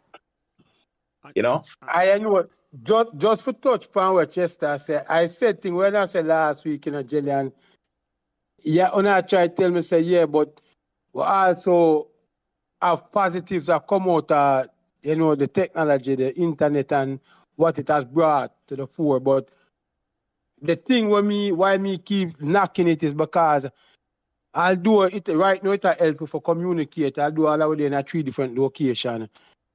Yes. The thing is that you see the younger mind, and you must remember this when you go to school. The girl no like no straight A youth. And the youth will get trouble and go to the principal office every day. Them youth the girl them want. Them want the boy when name a call up in the school. So that is what I try to tell you, say the internet and technology is good, but guess what? And the negatives of it, the younger minds them more attracted to, you know. And because it's a widespread, it will cause greater devastation. I tell you that in terms of human growth and development. But guess what, no? I mean, I disagree no in the say now. Me always have to look on as a solution now, because you see the messaging as you say, social media, man, I go out there and I put out something like a 1 minute clip and I draw the attention and the likes, you know. What we are doing you know, is a long form conversation, so a deep conversation. You know? And can we, with our conversation, change the youth their mind in terms of say, this is the issue. Listen to it long term to learn something. I mean, But just it's got harder because it starts in the home. So what really need to change the situation is better, more parents. Less mother and father and more parents. You lick a point a while ago, Lance, where you say that the youth them is making an impact with what I'm put out there because people are listening. Mm-hmm. Let me tell you something. Them have them audience and they want to attract their audience. Yeah. A friend of mine some years ago say, devil follow nastiness, you know. Mm-hmm. You understand? And the masses follow behind him. Mm-hmm. You understand? Yeah. I'm going to go further to say with the music. Because I know, by the way, you listen to my tune there? Not yet. I get that. I tell you tomorrow already, man. I want to. Okay, all right, cool. Lady Star is a great DJ, great writer lyrics, great performer. But at one point in time, right? I don't really listen to her. You understand? But she did Sunfest. No, not Sunfest. She did Sting over Jam World. And the writer, the journalist who wrote on the show, I read his piece. An artist came before Lady Star and say and a lot of stuff, you know. That's when Lady Star graced the stage, you know. The man say, the crowd command. No, she command the attention of the crowd. Lady Star went down into the bottomless pit of nastiness and came up with filth. So that on Yellow Man best day, him sound like a schoolboy. I never forget that now. And that is in the quote now, no brethren. That's how the man right. That's how the man right, no brethren. Now, when I have been around Bonnie Wheeler. See, I have been to show where Bonnie Wheeler perform, where Bob perform. I've never seen Bears perform yet.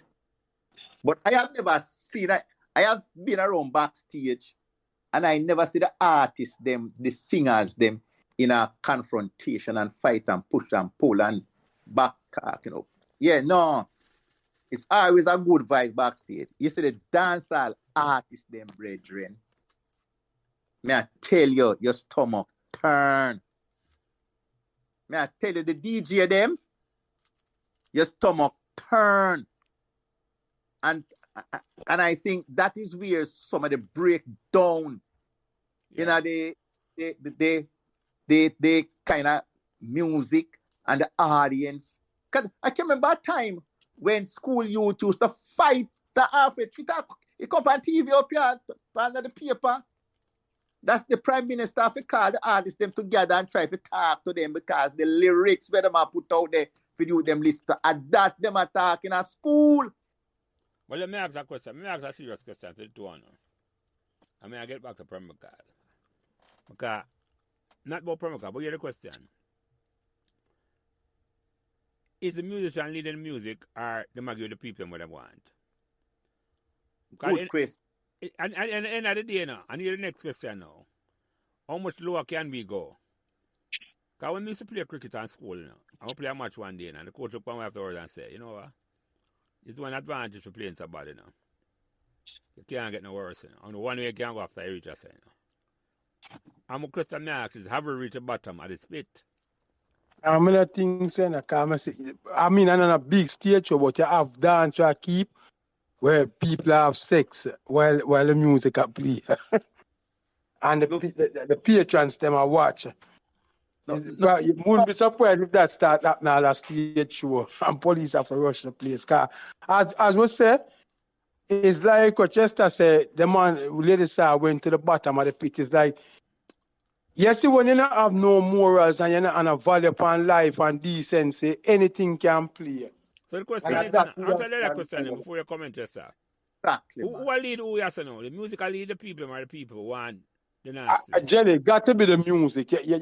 Remember, say, it's like what Chester said when you look at about certain artists. If you never create the music, then them wouldn't into it. But Phil, hold on, Chester, but Phil, if the music never sell, the artists them couldn't make it. And what about music but if it would, but you could have, but the same way you could have created other music and it sell, and then wouldn't know about them. I see a point. Go ahead. It's the minds, it's the minds of the people where create the music, It's either you want to uplift your race or you don't. I see a point. Go ahead, Chester. I understand your point. It's the minute the artist set a reputation where the people them listen to him.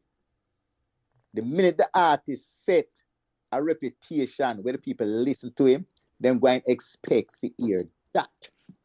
That means that he commands a listening ear. He commands a listening attention. So if you come with clean lyrics to encourage them, it will sell. It will sell.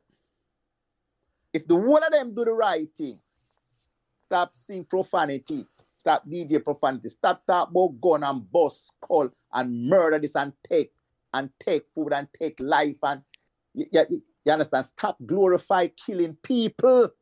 If them stop that, believe you me, the youth them go and follow.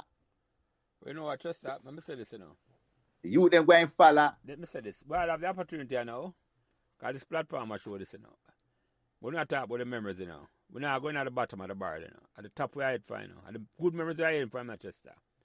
I was testing for the market there for good memories, and the market is a resounding yes. You follow me, I said to you, so people have the option now to listen to good memories, or them going at the pit because listen to the cesspool. You follow me, I said to you? It's a choice, I'm going to say more and more people have to decide, they want to put out, whoever them can decide for put out on them, but you're not going at the cesspool. I wasn't going to go there. Me never going to take this, because it could have easily go there and get likes, and when you come and you talk about this and that and the bad and this, and I say, no. We could talk about the memories and the great memories of Pembroke Hall, or whoever you want to talk about. Because that's something you want to uplift. So it come to leadership, as you said, Leadership, man. Leadership.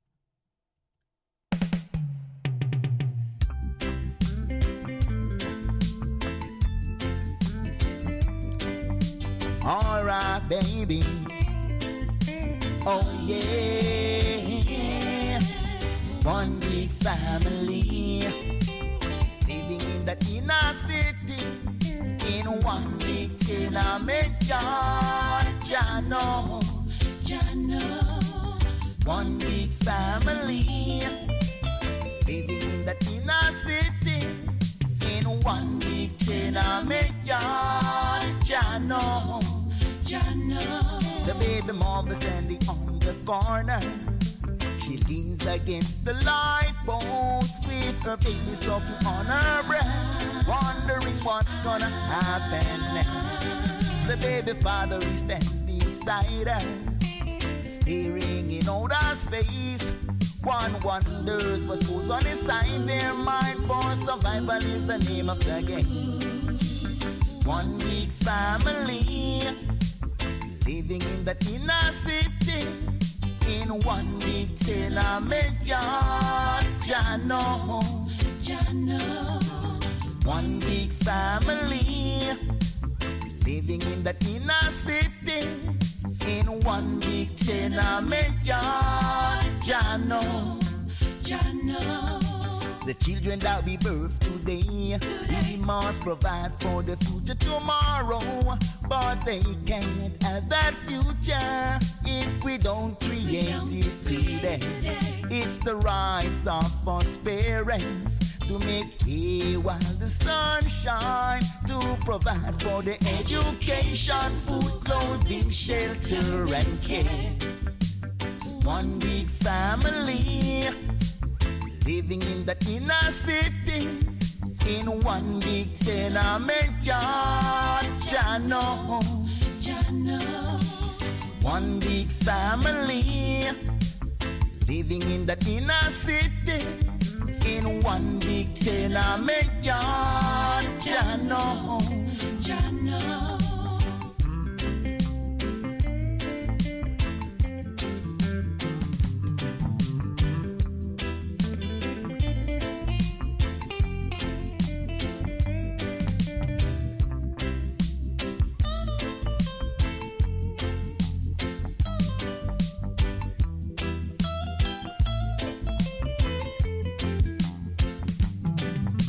The atrocities they face every day is enough to make one wonder if there's a chance in life to get better.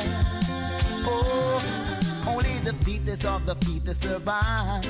Their determination make them strive to accomplish their dreams and make life better.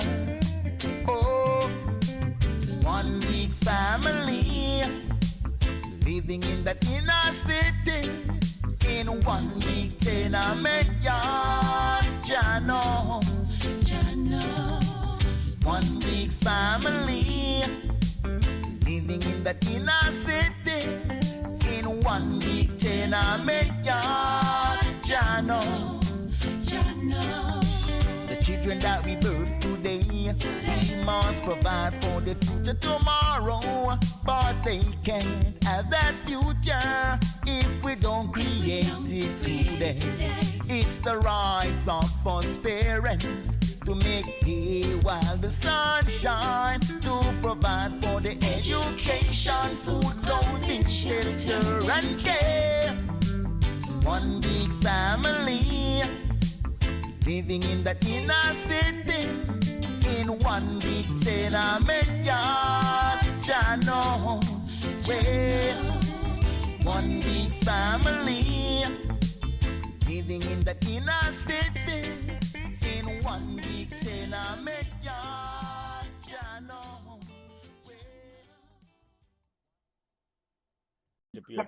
Leadership, man. Boy, Lance, I can tell you something, man. You see what you say a while ago?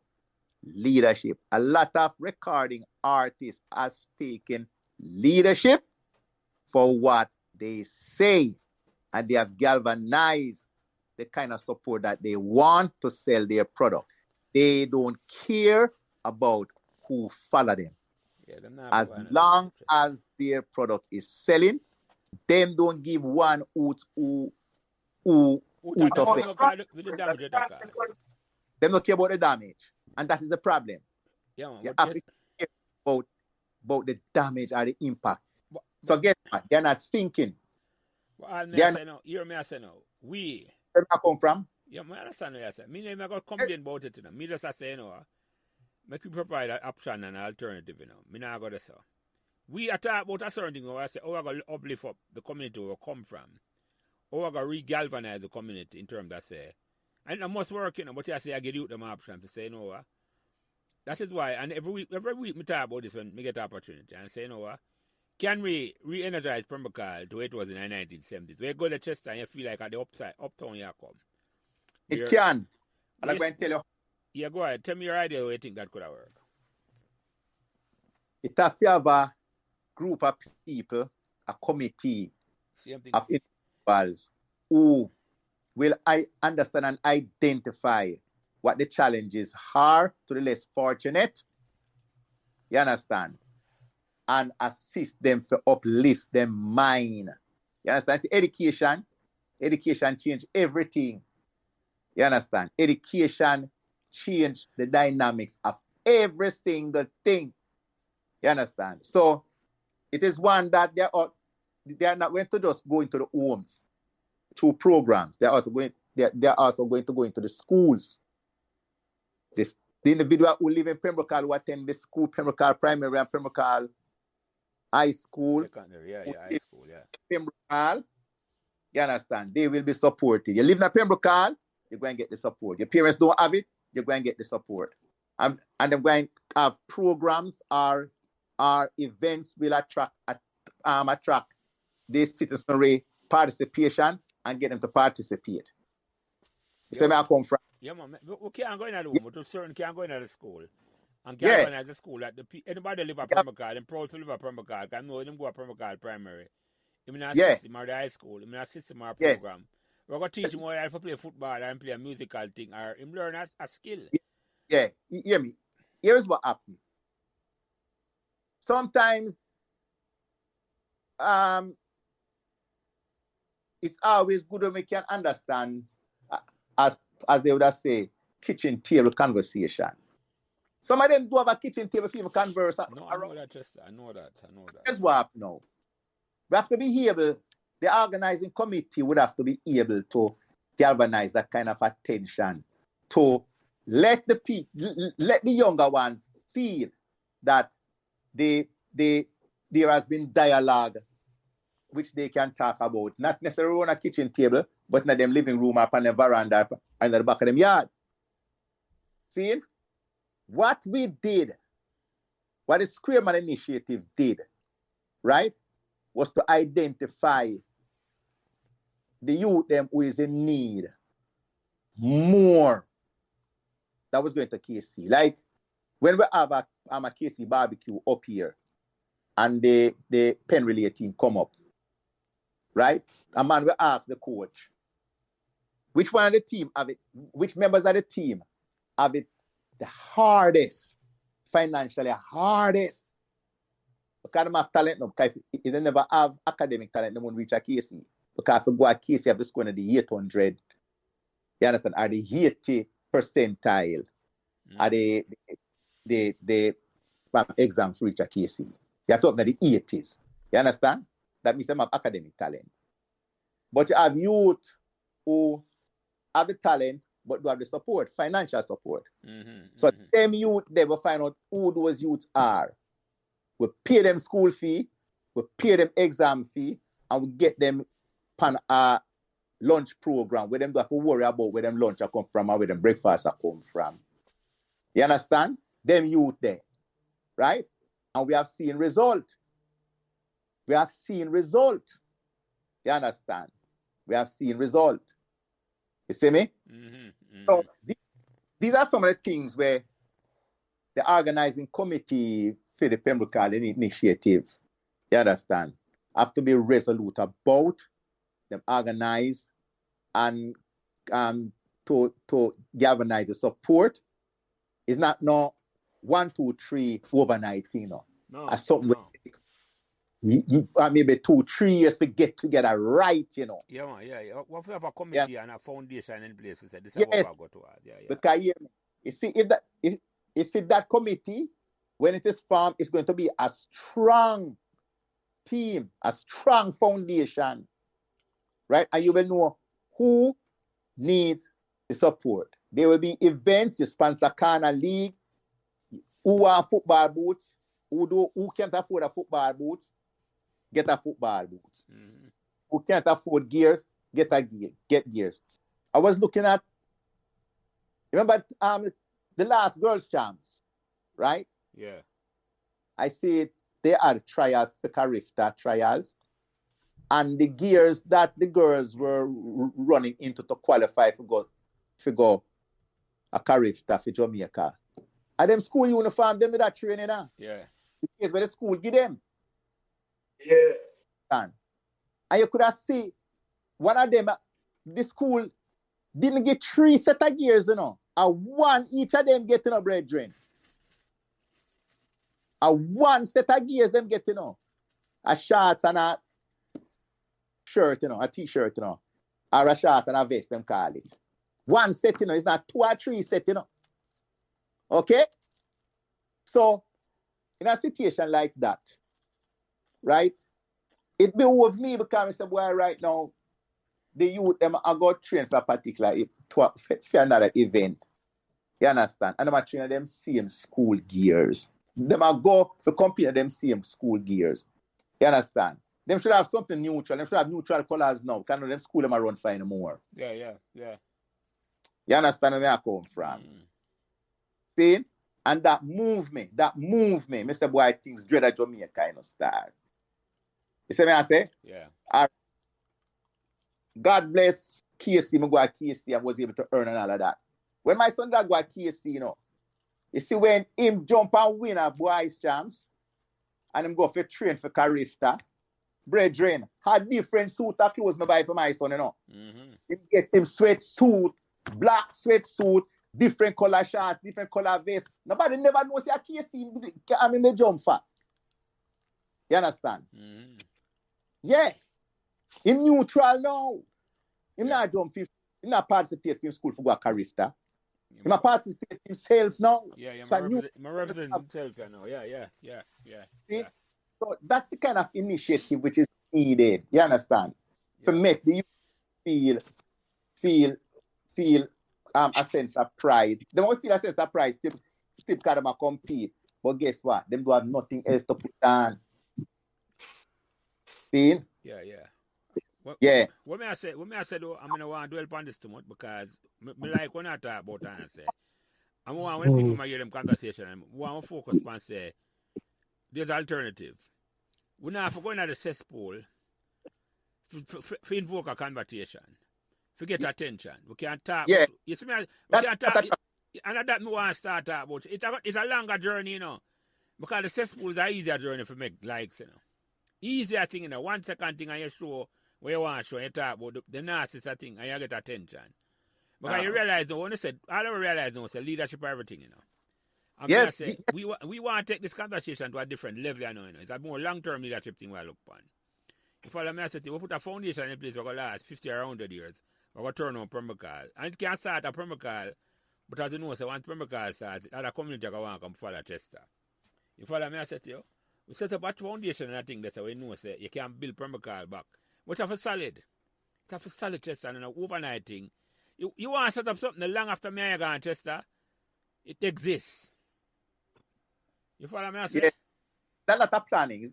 It's a lot of planning. Yeah, man, but it starts with the conversation here, Chester. Yep. It starts a different kind of conversation. A good idea. It starts a different kind of conversation than the nastiness where permeate throughout the conversation now. I'm going to gravitate towards that. I'm agreed to now. The leadership of everything. It's like the people might get the attention. I send the wrong message. I said the only way for drown that out, so we come back with a different kind of message. No quarrel them or none. Them go on to that, we try to come back with a different kind of message and say, you know what? But when they say what talk positive, nothing, it was a different message.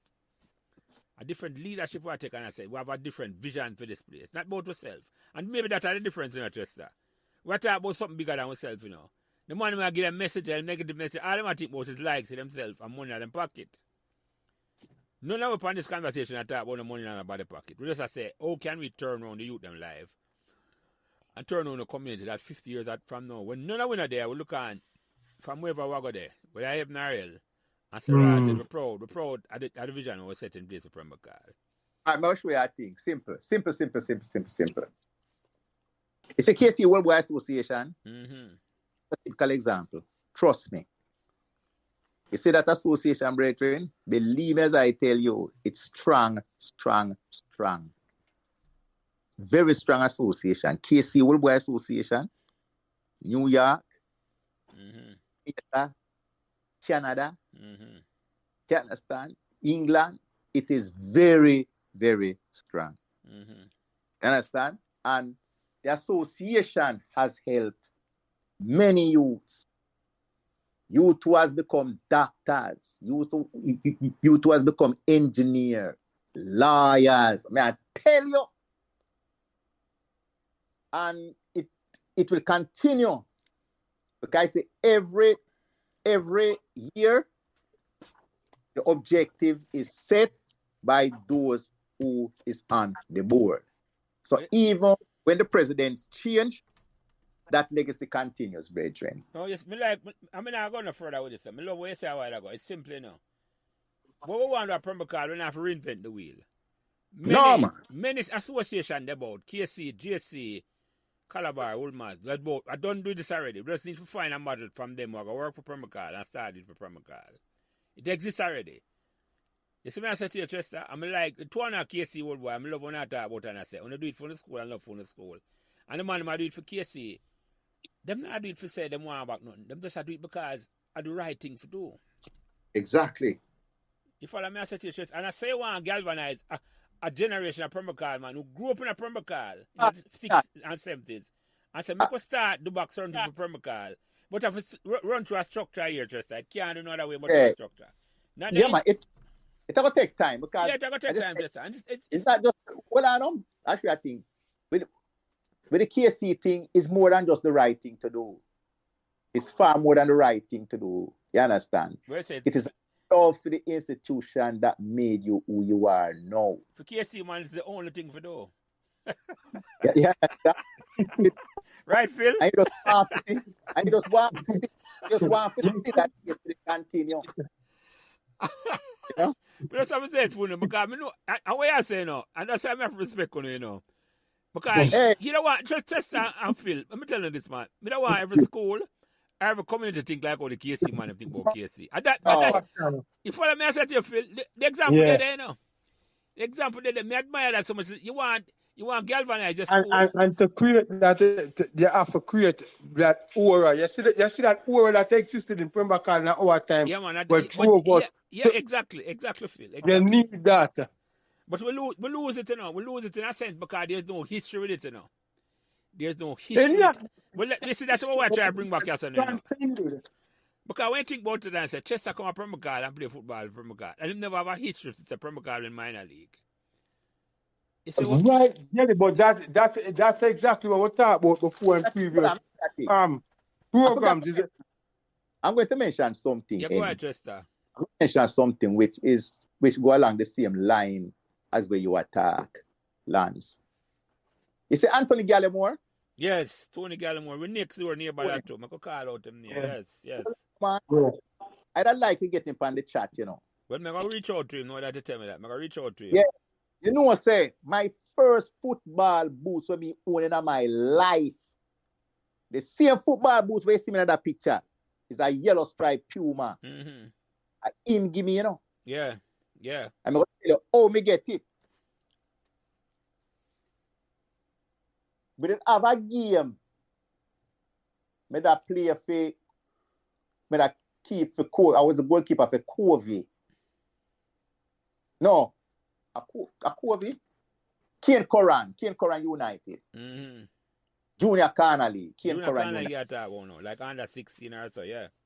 Junior Connolly. Chris was playing defense for the team. Dwight will come from round a Covey Avenue, did that play? I think a forward. Platty did that play defense. Little Platts. That's a Trevor, yeah? Right? I mean, I tell you, say, brethren, and Tony Gallimore lend me in football boots. Now, here's how me get to know some of our football boots.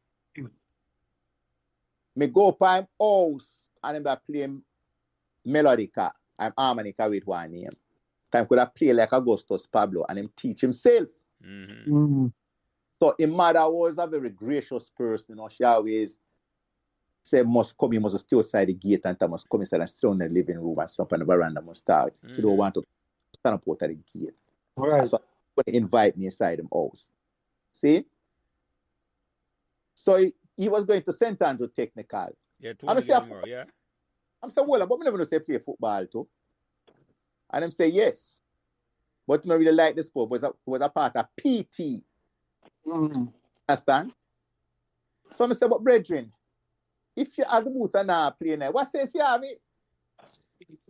So I say, lend me the boots, man. I say, yeah, man, you can borrow it, man. Because I have a game. I never have no boots, you know, brethren. I never have no boots, you know.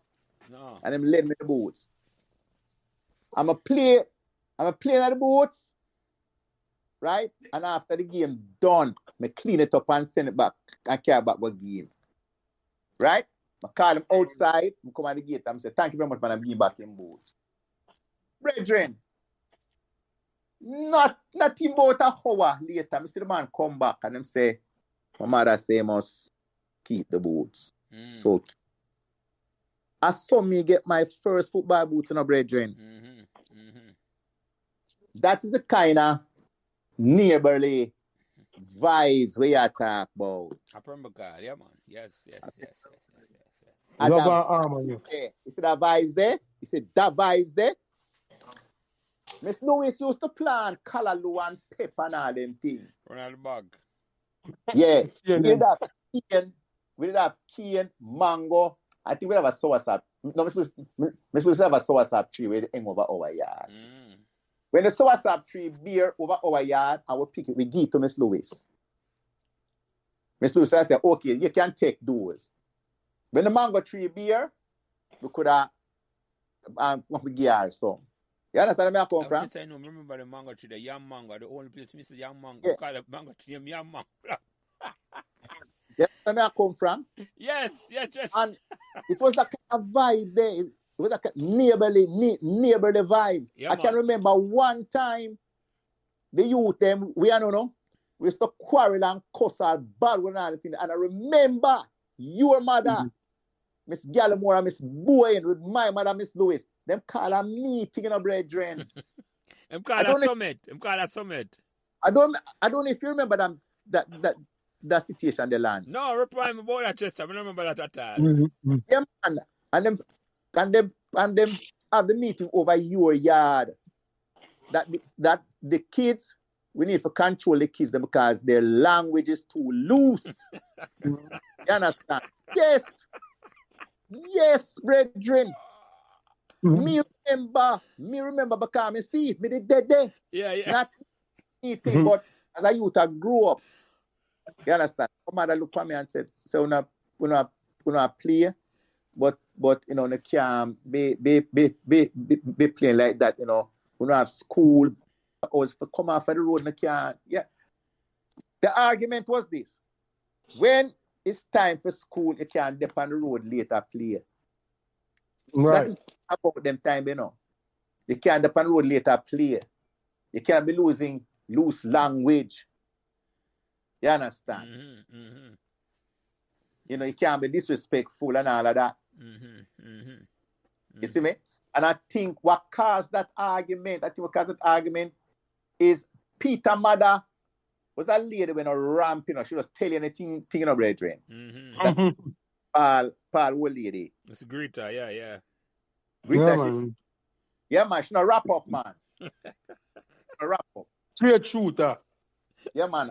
That was what trigger the argument. Trigger that gathering. You know? Because she and somebody you they must get involved in some argument. Catch up, I think it was the youth them will live in front, Peter. Oh yeah, remember them, Marlon them they come from there, yeah, me know them at time. Marlon and Donovan them, yeah. It was them who caused it. Yeah. Because they were some very unruly youth. They may come and want to change the tone a certain. I know exactly what you're talking about. Yes. That's what caused it. I think that was what caused it. Because them youth they take on anybody. Yeah. They will come from a different era. Them never quite understand how Pembroke Hall people operate. I say, yeah, man. Yes. You're right about that, Chester. That was what happened. And your mother, Miss Gallimore, Miss Bowen, Mother B. Tuty, my mother, Miss Palmer, them have a meeting over your yard. I remember that meeting that time. Listen, nowadays that shit not happen. No. Nowadays that not happen. No. You understand? No. So these are the things. If and when the committee come together, it take another year, 2 years to really mold it properly and put it in and all of that.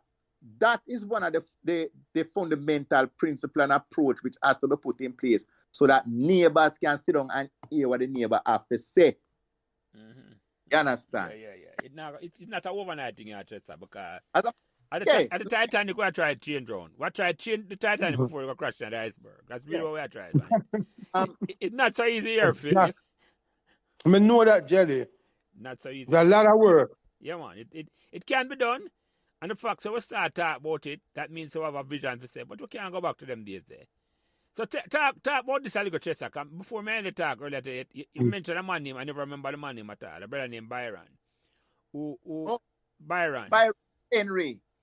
Byron Henry. Yeah, if you look at the top, Phil not gonna know who this. But let's talk the story. And we live up you must go Excelsior. Yes, I remember that. Iman Chune and Hubert was a good friend. Right. Iman Chune. And Hubert, a good friend. Guy Hubert. older than you. And yeah. Yeah, man. You know, and what happened was that he must go and dance a country with a team named El Suzy. Yeah, man. El Suzy said to use the follow, yeah, man. Feeling them said them before Tony Gallimore, that said the Tony Gallimore and Bowie was to follow El Suzy. El Suzy. Oscar, remember Oscar used to do that said that too. Yeah, Oscar.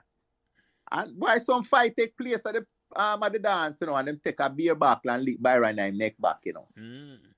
And that was it. Him just lose him. Yeah, man, lose his mind. We had to forget surgery and all that. Yeah. Yeah, man. He became a different person. I remember that. Speech therapy. He may come back around if you understand over time, you know. Yeah, but I don't know if he may come back 100. I don't know. I've never seen that guy after I seen the time when me hear him go through that ordeal and I was in Pembroke Hall, I'm going to check him and all of that.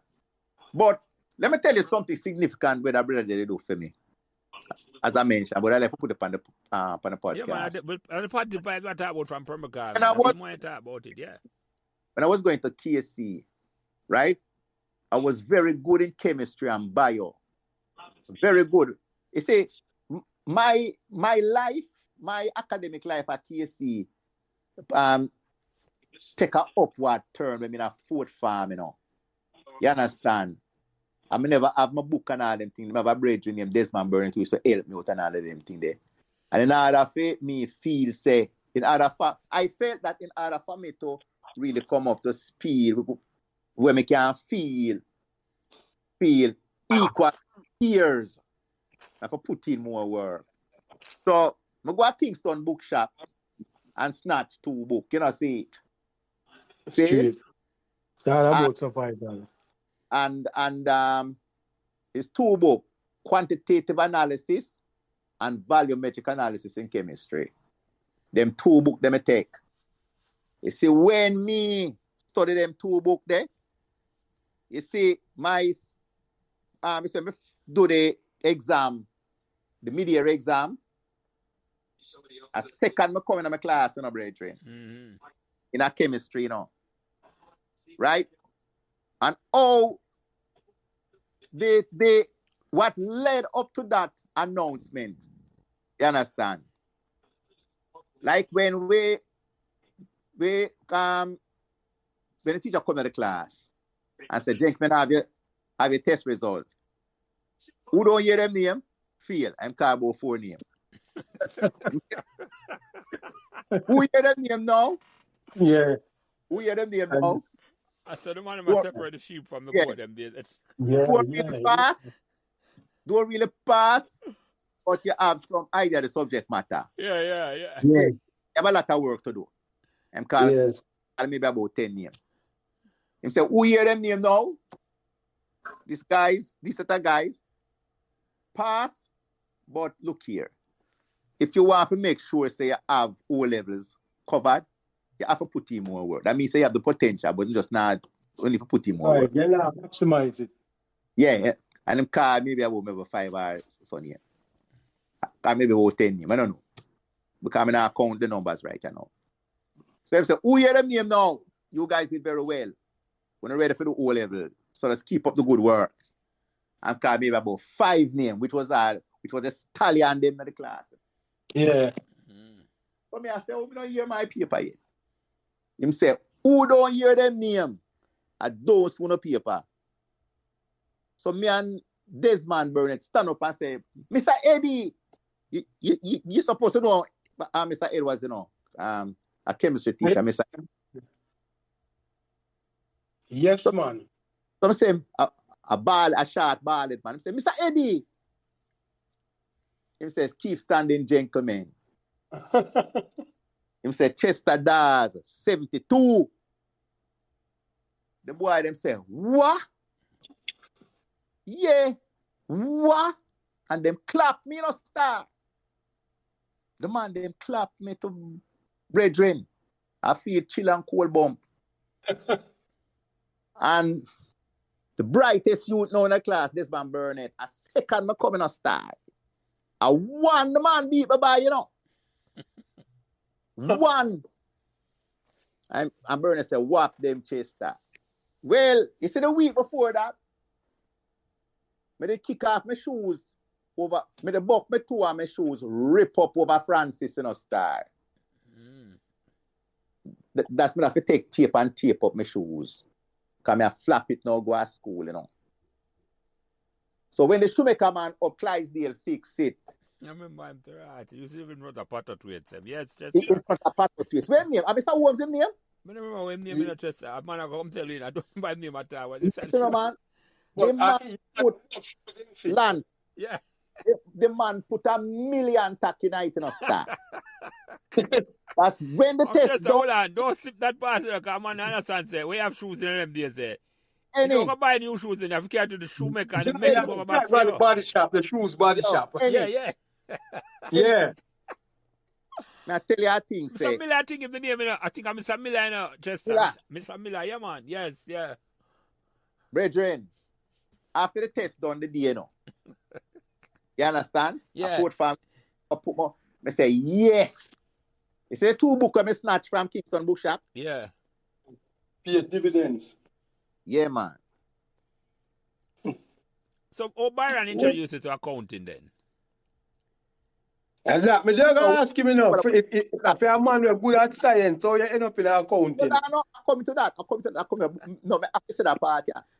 The youth, them a laugh after me, you know. Them a call me names now, you know. And Baba told them, married, they say, leave him alone, leave him alone. But when they you to go to school together? Yeah, with that. Baba Tunde say, not because your people, parents are maybe more fortunate and can afford me. Leave him alone. Leave him alone. And brethren, they say, you see, when me come out, hey, me shame no fuck, you know. Yeah, man. I pay them no mind still, you know, brethren. Yeah.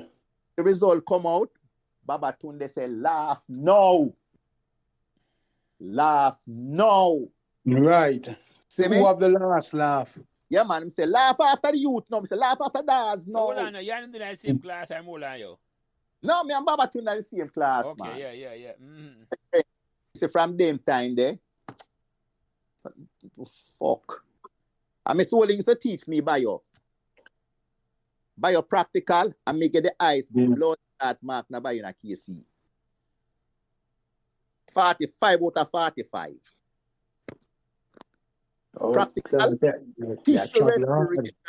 She give me the cockroach foot and test for sugar. And me get the highest fucking mark. And I saw, yo, I saw me know, me good. See when, you see me na fifth farm now? Yeah. Because me think, say me too good. And this is way respect from now. Me na chemistry lab. Because me know this shit now, you know. Me know my chemistry now, brethren. And the teacher said that there's an experiment that he can carry out where he can add potassium to water and the reaction, giving up oxygen, blah, blah, blah. I say, you can't mix water with potassium, you know. That's explosion. But me not pay attention. Me not realize you have control environment principle. You can carry.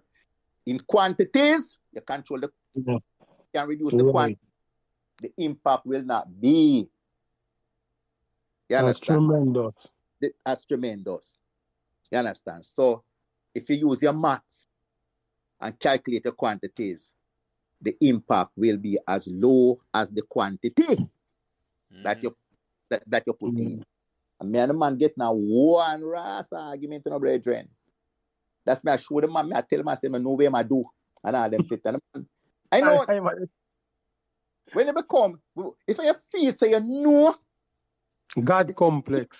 It's when you feel full of yourself, brethren, and start to disrespect your teacher, you suffer. So the man run me out of class. No, me couldn't tell my auntie said the teacher run me out of class and I can't buy I never want to go to Mac now, you know. Come Mac now, this claim say me a rasta and me a come from mash up the school. Him will want to expel me, no brethren. Yeah. So I just switch to accounts. So I remember I could have picked up accounts because Me the one get a holiday job for balance general ledger for a finance company named Lights Corporation where they on Trafalgar Road. Yeah. I'm friend brother, him named Errol Johnson. Him brother was one of the accountant them that work at Lights Corporation.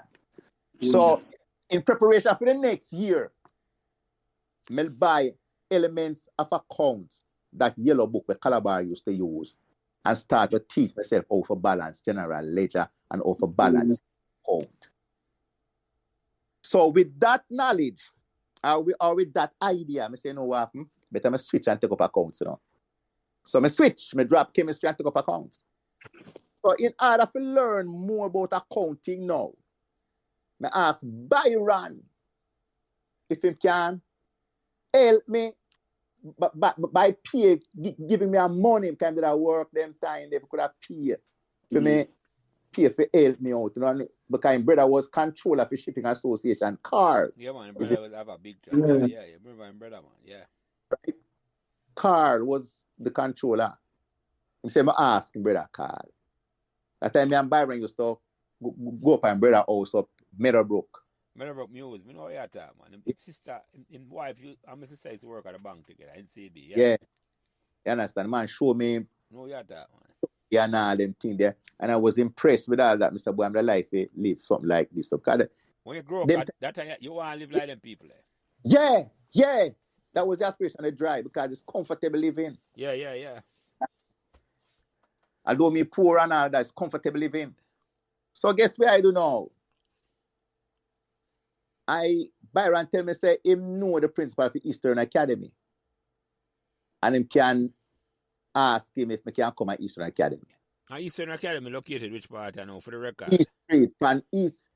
It used to be on East Street and then it move and go up on Trafalgar Road. And for the record, again, Eastern Academy is like an evening class thing. An evening class, yes. Yeah, man, yeah. What for targets in the chest? I don't know if everything that's like this, but continue. When me leave ESC at evening time, you know, at Eastern Academy, me going to Brethren. Go to account. That's the fifth farm at KSA. Yeah, Brethren. Me done the practical bookkeeping and accounts, the textbook where I use at KSC by December. Me done that book, you know. When we have accounts tests out of the practical bookkeeping accounts where we get the test in our Brethren. Every test me do me get 100. The teacher named Mr. Dennis. Every test me do, you know, 100 now, until me just stop go class and only go in test time. I'm a drama 100 same way, you know. See? Dougie Bell and Beecher. Me help them man when them have them accounts problem, you know. Dougie Bell and Beecher. When them man balance them. That's a Maurice Beecher who's running Ergo for KSA. Beecher, yeah. No, it was 200, not Ergo, 200. 200, yeah. 200, yeah. 100, yeah. 400 and 4 and 2. Yeah, you still live up on Meadowbrook. You have some sister come on Meadowbrook. That's what I know. Yeah. Yo. You see when January come? Yeah. Me I use a book named Carter's Advanced Accounts, you know, brethren. Yeah. You understand? Let me tell you something, man. See them time there? Man, the wickedest thing that accounts that you see them time there. The wicked, listen me. Nothing not challenge me, man. Yeah. Nothing. Yeah. So I guess I'm find my thing now. So it's when I leave KC now and now I need to get to work. And so I go to Christopher Maxwell, father, and him hook me up to Lawrence Finney, see him Pembroke Hall connection again. Yeah. And the rest is history. I am where I am now. You understand? Me have a master in accounting. You have a what? And me have Master. Master, Yeah, okay.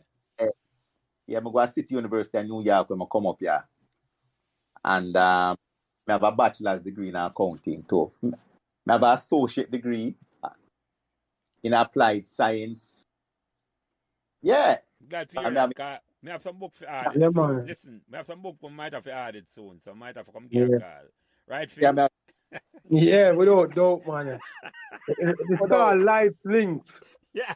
So Chester, hold on. You call Chris Maxwell name again, you know. Were you surprised that Chris Maxwell became such a world-class goalkeeper as far as be concerned? No, I'm not surprised. Now, come and tell you something. It's when you dedicate yourself and commit yourself to something, the result is to be the best in the start. Yeah. When you hear the tune and when me record, you're going to realize, say, I put dedication in it and you're going to hear the result. Yeah. I'm going to send them to film. I'm going to forward them to make you go on. Yeah, man. Yeah. When I said those part, when I realize it, when him do decide for the something, him commit to Yeah, it. man. First class, man. First class. Yeah. About tonight, man. The science to the accounting and be so good, him apply himself 100%. You have to lean into it, as them say. Yeah. Okay. Yeah, Lean into it. Claim it. You hear me say? Yeah. You have to lean into it. You have to lean into it and claim it. Not lean back as the tune say, lean in. Lean in Yeah. and claim it. You understand? No leaning back, just you have to lean into it and say, this is where I take on, yeah. You have to lean in it and take it up, man. You know, Yeah. see? So Chris leaning on the goalkeeping and become good. Yeah, man. I'm leaning on him thing, man. I love it, man. Yeah. Love it. You see, anything you do, where you want to achieve something, Yeah. you have to create a relationship with it in a start. And this goes synonymous with our own personal relationship, which we may have with females. Yeah. When you have your girl and you love her, your wife, and you love her and her brother, you give her your attention, you know, and you commit yourself to her, you know, and you don't neglect, you know, so you don't neglect your book work, and you don't neglect your book work, and you can't neglect it. No. Just like how you pay attention to your woman, you don't neglect her because you want it. Yeah. All right. Yeah, well, come on. I just talk about that, you know. I just talk about that, you know. We have to transition into that a little, you know, because Philip said, when I heard that podcast, Pembroke Hall is like an all-inclusive place, you know. You never have to go nowhere out of Pembroke Hall. You get everything at Pembroke Hall, a party, girls. Tell me about some of the fun time at Pembroke Hall. You remember, you go session or you go dance at Pembroke Hall in the early days. Well, I tell you. All right, me and Marva used to dance a lot. Anytime me and Marva dance, the whole place stand up and watch. That's how Marva Perkins. Marva Perkins, Yeah, man. Yeah. Yeah. And legend them name that film, I forgot them. Right? Yeah, man. I wait for years for me to call this other name what we talked about it before. Yeah, we hear him, yeah. Continue. Party now. The patrons are the visitors are the party goers were always the same, you know. You have with them name down the road there. Diego them. Yeah, Diego and Long T them, yeah. Yeah, man. This black guy, I can't remember his name right now. Him black and him slim. Stylistics. Stylistics, right. We talk you about this here tonight. Yeah, man, yeah, Stylistics.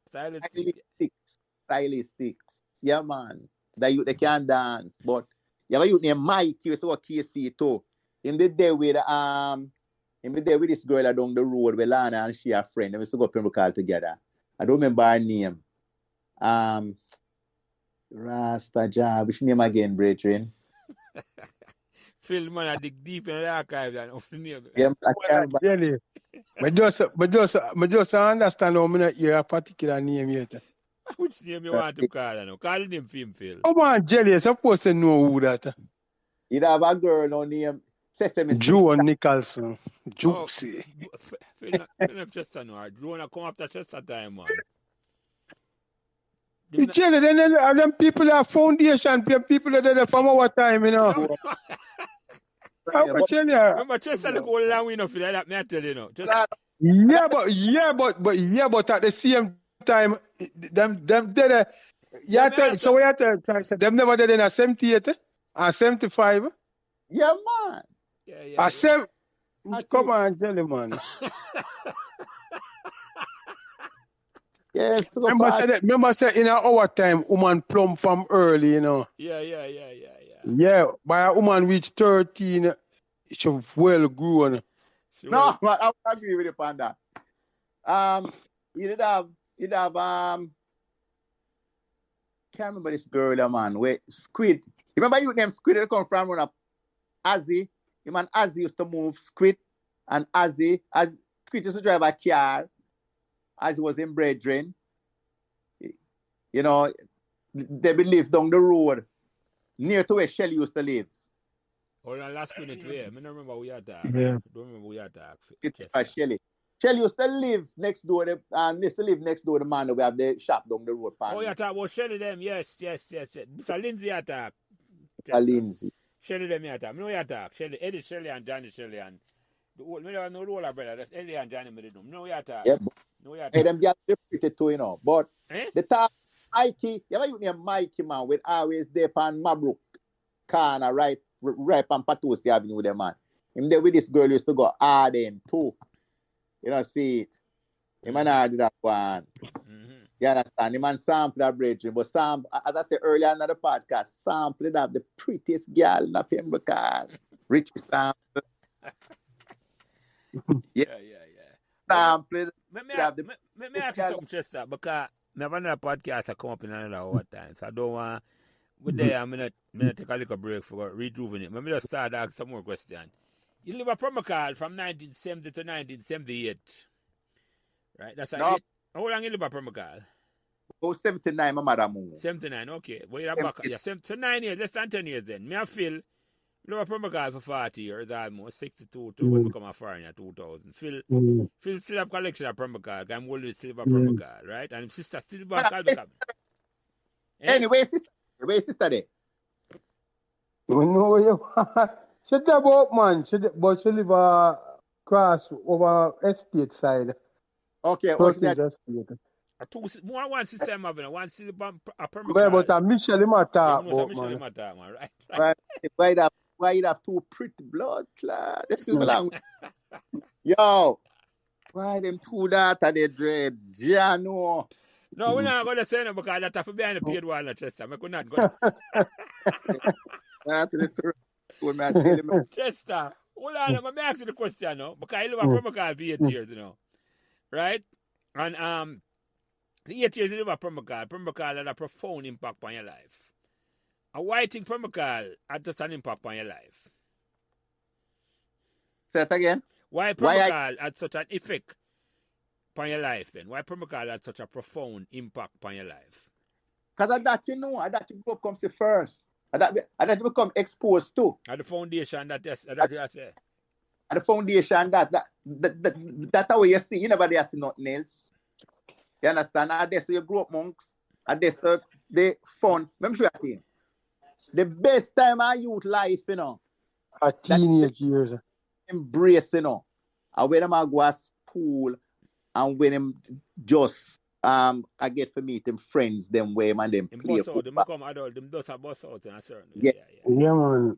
Pre-teen to your teenage years. Yeah, man. The best time. I remember him say my 13 when him come up Pembroke Hall and get it. So at them time they start gravitate towards things.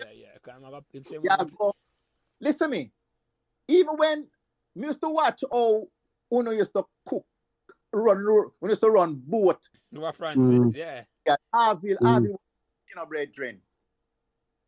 Yeah. Harville was the cook. Right? Run back a few yards, sometimes we cook over Francis too.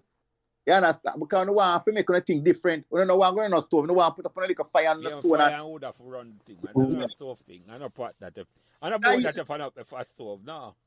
That youth there, that kind of camaraderie there is a significant hallmark of what friendship is. Yeah. You understand? You see where I come from? Yeah, man. Yeah, man. What friendship is all about. How one can sit down, run on a boat, and all of them things there. No, you see you them nowadays, them not run boat. Them not run boat. No, when rain fall, we all playing at the rain and all run our boat race and all. Yeah, man. I run a break. Ah, I know what I talk about, Jelly. Where come from? Yeah, man, Yeah, man. Take all come at matches stick and broke them and race them in the rot and the corner of the road. And them get a horse thing from Cayman Spark, like Yeah. legal light and Harlequin. Yeah, man. You're right. Harvey was the commentator sometime. Mm. You understand? Chris man, now you ride the horse on the road, you Bimbo or you George or song or Charles Hussey. Yeah. The great Winston Fanner Griffith. Yeah. That little group there, even though I wasn't really a part of it as well, because I was a little bit, that was a few years ahead of you guys. But that I used to admire with you guys. You understand? You guys were very close. You understand? I remember Alton was a person with the whole lot of gravitate. Alton was a very creative person. Yeah, man, that's a younger brother, Alton. Yeah, man. When Alton creates something, you understand? It was always something where we not really get attached to somebody want to fix it like that. I don't want to something that. Ultimate the best kite, man. I for carry my kite. Ultimate the kite for me. Yeah. Very creative. Very creative. Yeah. At that point, no one never see the difference among each other. Say, well, they were having to become a doctor. You would have been what you are. Your brother would have become a mathematician, per se. You see where I come from? Yeah. Boko would have gone at it. Boko would have be what he is, you know. A legend. A legend. A legend. Everybody become legend in their own rights. That happened because it comes to a juncture where everybody have to turn off or you go in different ways. Yeah. Direction, because they have to take on the challenges of life now. As an adult. As an adult. So the best time of youth life is when you never have nothing to think and love each other. They just live. Is live as his friends. Love each other, man. So to piggyback on Lance's question, let me ask you this. Who in a Pembroke Hall had a profound impact on your growth and development?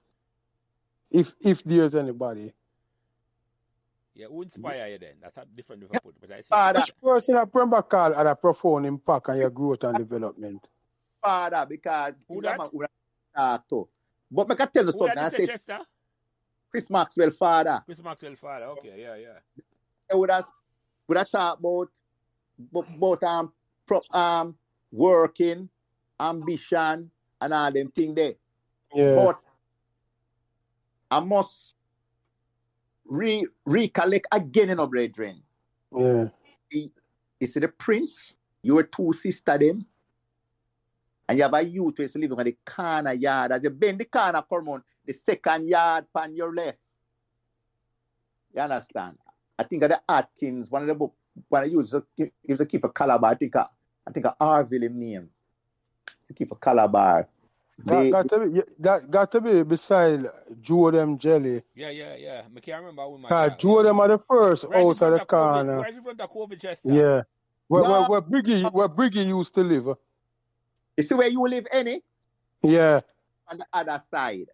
But as you bend the corner to come up Calbeck Avenue, you bend the corner now to come up Calbeck Avenue. Mr. Atkinson's son. Got to be Mr. Aki, policeman. Yeah, no, you're talking. Yes. You're right, Chester. And keep goalkeeping for Calabar. I know you're talking. Yes. Yeah, man, Mr. Atkinson's son. The policeman. What's the name again? I can't remember his name, Jelly, but I know him tall, yeah. I think name, man. Arville. I think Arville. You know you're talking. You mentioned that Chester. You confirm that. You know you're talking. Yeah, man. Are you there? You know you're talking, Chester, yeah. His father was a policeman, yeah. Yeah, man, inspector. Father and his mother know aunt in it, and that's how I get to know them. Because I'm going to the yard, they already. I like the girl, but I had this feeling about me saying in a fair class because I was a poet. You feel like she's above your peer grade? Yes. But you see your two sister them? Yeah. You see your two sister them? Yeah. You understand? Me not talk, you know, any. Me know you talk jelly two sister. Yeah. Yeah, Dan and Bibi. I'm Bibi. call them name. Yeah. Dan and Bibi. Yeah. Yeah, man. Yeah, man. I always admire Bibi. I walk on the road with her book and she going out. They also take up her book. You understand? I mean, I always see the two of them sit around the table and read them book. You understand? And me say, there is something into that. Mm-hmm. That's what me say, something in that. So what I say, you're surrounded by inspiration all around in there from Yeah, Chester. Your two sister them, telegraph. Are you role model then? Are you role model? Yeah, man. There is another guy we don't talk about kind of nothing to do with Pembroke Hall. Him just graduate from UWTech. He's a lawyer. Him graduated with an LLB degree. So I look for go law school now. Him a big man, bigger man for me. You understand? Him decide to go do law. See? At this stage in life. So him start UWTech in about 2017. See, and him finish up now. See, so I look for go law school. Him come from down at Dunkirk way there. What name, Chester? Call out him name. I could say how you talk. Call him name. Big him up. Ivan Linton. Yes. Yeah. Ivan Linton, we call him Sonny Arroz. You see that Monday? I can tell you something. When I reach when I become 18 and 19 now, I see him, Mr. Him go cast and get him diploma in a mechanical engineering. See? And him work at cement company, send him go Florida State University and him go learn mechanical and electrical engineering and him come back and work at the company. Him was the man who I said, well, I'd love to can angle myself like him because he would have been care as an academic man and him at the man who at most of the time. So when my friend talk about football and girl, me and him talk academics. So him always prefer to talk to me. You understand? Yeah. Prefer to talk to me. You understand? So my mindset, life set, goal set, every kind of set is centered around education. Yeah, academic excellence. Yeah. Yes. You see where I come from? You see without that. You see without that, without education, poor people can't get better. Right. You know, see. So watch your my youth. Big up his sister then. Yeah, man, I'm going to hear this. I send this to them and hear this. I'm going to tell you something. Baby, I don't want women like more. Baby, I don't want women like more. You understand? Yeah. But your two sister them brethren, I admired their demeanor and how them used to look forward to the dealing with them school thing. Yeah. So you see, when I leave KC and go to my yard in the night, brethren, me remember them. Yeah. And I saw me do it. When me a study, application. A Stephen Vassian, me put in the back of my head. That you did it good. Yeah. Yeah, when me say, boy, right now, I want to buy a car, and boy, I plan to buy a car, I want to qualify me say better for a car. A Sonny Arrows, me see, I'm going to step it that way there. The man at age 75 or, no, age 65 or 64, the man go back to school. I'm going to get him LLB degree. And I do forget now, my man, the last school now. Enough you to come from foreign, we get fling back from up here foreign. Them sit down same way like they never go foreign before. Them are the same fucking situation and position before as it never go foreign. I'm not never happen for them. And I'm not never happen for them for the last 15, 20 years or 40 years. So education, brethren, take you out of whatever economic situation you're in. Education, academics. Real talk. Yeah. So what am I you? You see your sister them? God bless them, brethren, and they must count them blessing because them impact people. You don't have to talk to them a year or not like that. Them do what they're supposed to do and people Just see. observe. Yeah. Observation. A man have to tell you someone's going to take up your book, you know. Look. You see the example from other people. Yeah, man. Right. And them never know, so them have that impact upon you know. That's the beauty about it, you know. Them never know. Them just do what they're supposed to do. Yeah. But them no. Yeah. But impact. Them here you know, and what people go here you know. So them will tell them. If some of those other people tell them and say, boy, I'm gonna big you up certain way, you know, yeah. And then say, me run them down. Yeah. Hold on. I have a couple more questions because as I say, I have another thing come up at 7 o'clock and almost 6 now. And I believe that today I talk for over 2.5 hours. We'll just chat as well say. Why? This podcast is the best podcast ever. Yeah, man. Let me ask you something, Chester. What the most memorable match you remember a Pembroke Hall, like a Major League or Corner League? Remember that time about a match with Bonnie Marshall, mash up Bobby Fire? Yo, let me tell you something, man. That is also an example for sure you say, not because you may think you're the best in a brethren, you must show humility. Always show humility. Don't boast and gloat and brag. You understand? After Carolina played Patos, Asphalt, and beat Asphalt about 3-0 or 2-0. See? Bonnie Marshall a jump with Bobby Fire and a catch ball in him chest and a catch ball upon all him tie and dribble around Bobby Fire and leave Bobby Fire upon him bottom because Bobby Fire no want to give a penalty. See? It's after the game done, man I hold up Bonnie Marshall hand and say, well done Bonnie Marshall, blah, blah, blah. Dirks come across to him and say, come here, I can say something to you. Him say, you had a very good game today. But take it with a grain of salt. Because the next time you do this, Bobby Fire is going to lace your ass. Don't ever do that again. Yeah. Yes.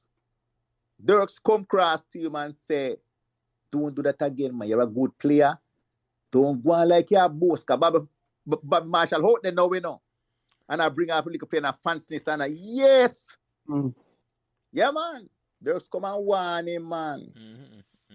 But there's a memorable game at Pembroke Hall where Pembroke Hall was playing Calabar Old Boys up at Calabar. Birdie was on that Calabar team. You talked about that last week. So the Pembroke Hall man, him threatening. Yeah. He outside, he must spy. He must fist colonies. Yeah. Yeah.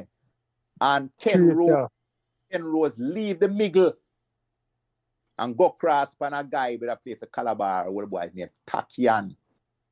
And knock out Takian with an elbow. That's how Ken Rose used to play, yeah.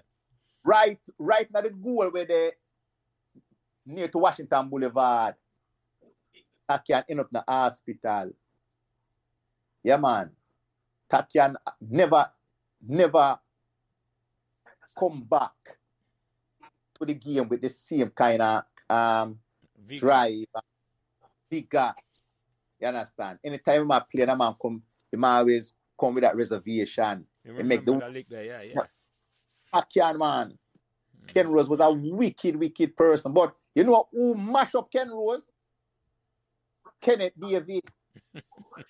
Kenneth David, when Ken Rose leave Pembroke Hall, no one go play for Duane Park. Yeah. Kenneth David jump with him and win ball and lace ball in the net past Gilly. Yeah. Kenneth David scored 2 goals that evening there. Mash up Duane Park. You understand? So, more time when you think you're strong and bad, and there are players out there who will make you sit up on your ass, man. Yeah, so the Calabar World Boy games and Pembroke Hall, when Ken Rose lift down Takian, is one of the most memorable games because it was very sad. Yeah.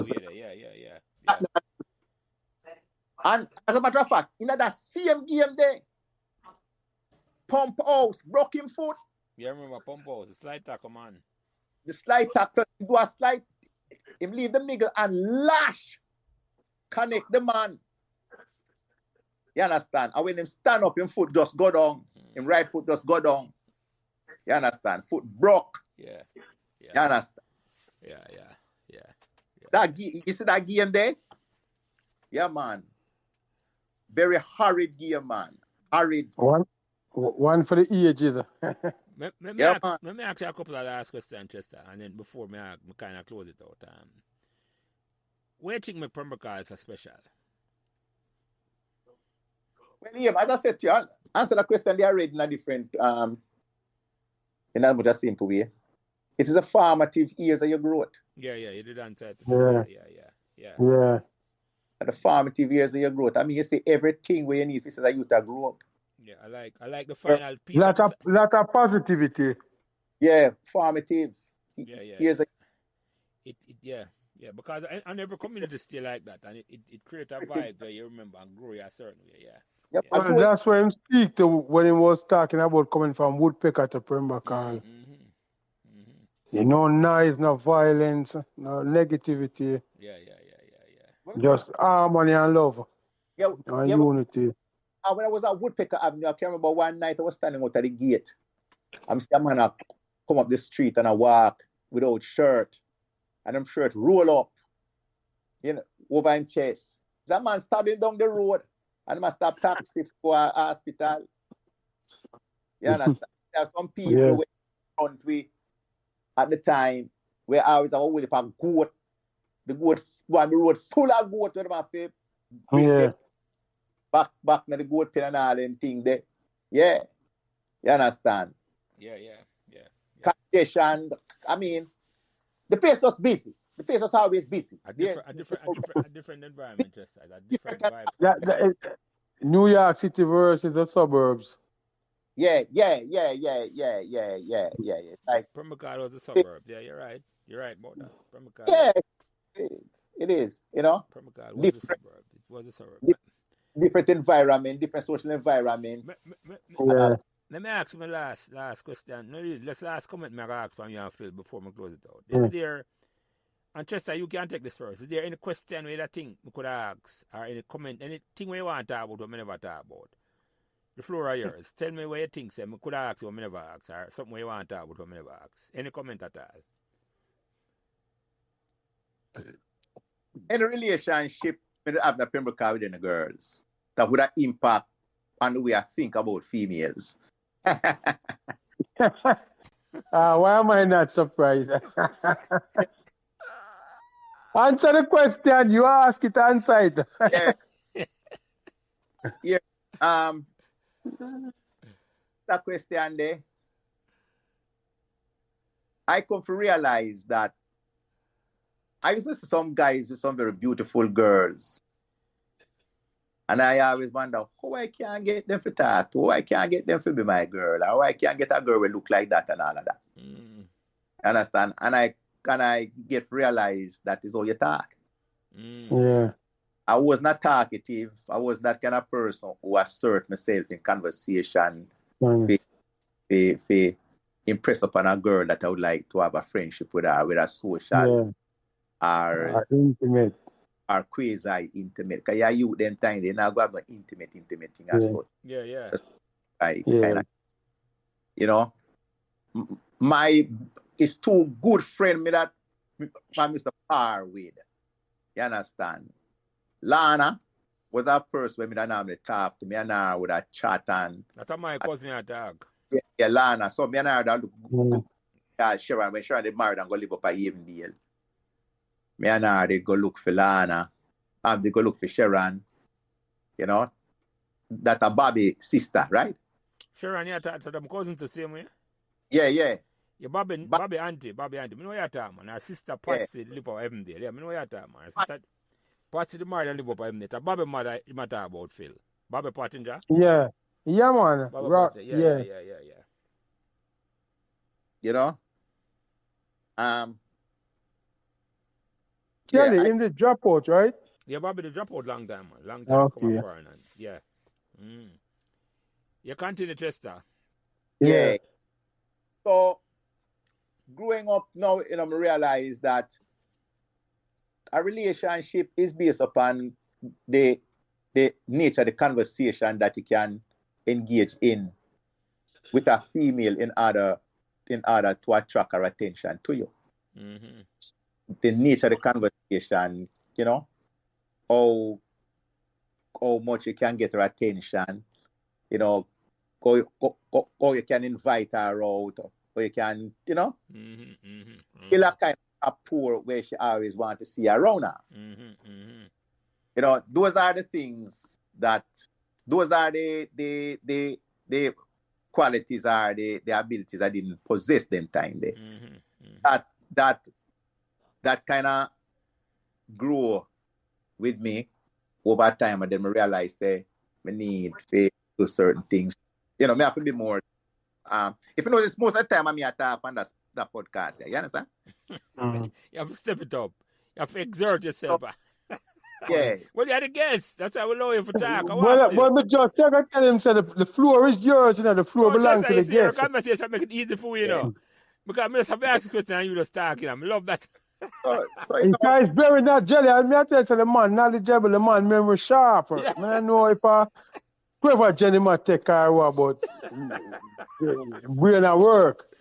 Yeah, Chester. Yeah, man. Yeah. You have to assert yourself, man. And time, yeah, man. Yeah. But the way I say that, because all the way develop at a different age and different stage, you know, because some man develop quicker than some man in terms of, because we talk about this on my podcast. It's like some man lean into the opposite sex quicker than some man, and some man take longer. And nothing wrong with that, Chester.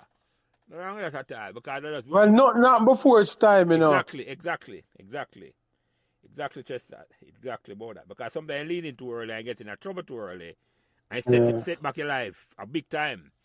If I say to you, Chester, you leaning early and next thing you know, say you have big responsibility when you're ready for it. Yeah. That is true. You follow me, I said to you, so I kind careful where you wish position for. like you know. I never leaning early like you. But me step back on this. Me never ready for certain thing. But just mentally, me never ready for certain thing, Chester. Just like you. So me can't test the way I say. Because it's just, me never... But when the time comes, you take on the responsibility of different things. Yeah. So. What happened to me, you see, and I have no regrets, is that at the age 24, I get my first son. Your first who? I get my first child. I get my son. Yeah, okay, yeah. Yeah, Dean. And what it did to me, as it would have done for many men coming into fatherhood. Yeah. It changed your whole trajectory of life, your vision. Yeah, man, yeah. You know why your kid grew up wanting certain things. You know why your kid grew up experiencing certain hardship and difficulties that you understand. So you have to look at what you need to do to make sure that you can provide for your youth. You can provide for your kids. You understand? Yeah. You say, when I started to work, my philosophy was always moving to the next job that can give me more money. Yeah, man. Yeah. I not leave the job I have until you get another job. Another job. Yeah, man. Yes. You know? So I also realized that it's not just experience it's going to allow you to earn. It's qualification. So I had to qualify myself at a certain level. Okay? Your experience can carry you so far and no further. You understand? But if you want to go beyond where you are, you have to qualify yourself. You have to qualify yourself. Qualify yourself, brother. So Phil, anything you think you could have asked Chester when we never asked, or any comment, anything you just think that we could have done? Well, I mean, the only thing would I say is like where the corner league was concerned, and we must say when him come up Pembroke Hall and he must try 15 and get to play with the man them. Which player in a Pembroke Hall really help your game? You know, where you idolize, where you help you to develop your game as a football player? 2 person. Chris Maxwell and Birdie. I'm going to tell you what. Reason being? Birdie. I can remember one time I was playing. I keep going a training match, a practice match, where the Dreads was playing Carolina. And Maya pick up a ball from midfield and dribble a few yards and shake off the center half, get round breaks, and kick it. Right? I was in a good position. But when I gather the ball, it shouldn't bounce out of my hand. You understand? And it rebounds. And the person who and the opponent that was nearest to the ball, I think was Eva Martin. Him score. All right. Another time again, another player get way again and kick the ball. I'm sure I gather it again and ball bounce out of my hand. And Birdie run come up to me. I'm hold the ball and Birdie run come up and say, Chester, don't throw the ball, don't throw the ball. Hold on, don't throw the ball. And they come up to me and say, Chester, you're too tense, relax. Goalkeeping, you cannot afford to be tense. You have to relax. That's how you have control. You understand? So roll the ball right here, so. I'm roll the ball, give Birdie. You understand? And say, Chester, relax. Yeah. Relax. And we had a game over in some city the same weekend. Birdie normally pick me up. Birdie normally pick me up in his car. Prigs normally driving father car with Frankie driving. And while we were going over, Birdie said, Chester, you go and keep to the end. Remember what I tell you. Goalkeeping, you need to relax. Enjoy the game and do what you're supposed to do. Yes. And I'm going to pull off a good save in that game there against Ensom City, All-Star. I'm going to pull off a very good save. You see me? Mm-hmm. Chris never come up because Chris was doing that Costa Cup at the time and he couldn't come up. Yeah. I missed that game there. You see me? All right, now, Chris was the person who provided competitive edge because in order for me to be as good as Chris, I have to run him down. Mm-hmm. Right, yeah, right. I have to run him down. You understand? So it's not wanting to be better, but being just as good. Mm-hmm. Mm-hmm. You understand? Yeah. It's not to be better, but being just as good. Right. Yeah. Maximizing your potential. Yeah, What I learned, guys, don't try to be better than people, you know. but just Be as good. Just as good. No, just focus on being the best you can be. Yeah. Don't try to be better than them, you know. Because when you try to be better, when to become critical what they do, and you're going to lose focus on what you need. Be better for yourself. Be better than you were the day before for you. Yeah. You get improvement every day for yourself and say, boy, you can run. You can do extra push up today or extra yard today. Yeah. I get the point. Don't try to be better. Don't try to be better. Because see, the minute you talk about you want to be better, you know, anything you want, you know. You want to be better than that person. You want to be better than the person. You want to be better. No. You start to develop grudgefulness. No, it's already I think that just and that it's already I think you don't want that at all. No. Red eye. I just have to say that the Jamaican way, because Jamaican program is. Yeah, red eye, not red eye, right, Phil? whichever bread drain. So, yeah, man, no, hold on, just say, it's something, we're not going to make it slip, you know, because I never have noticed, you know. When you say, you're going to Carolina, going to in some city, can play ball, I never know, say, the kind of league team will play ball outside of the community. Man, how are you there? I never know, you play on the kind of league team. Red you know that, Phil? No. Unless it's a practice match for the upcoming season.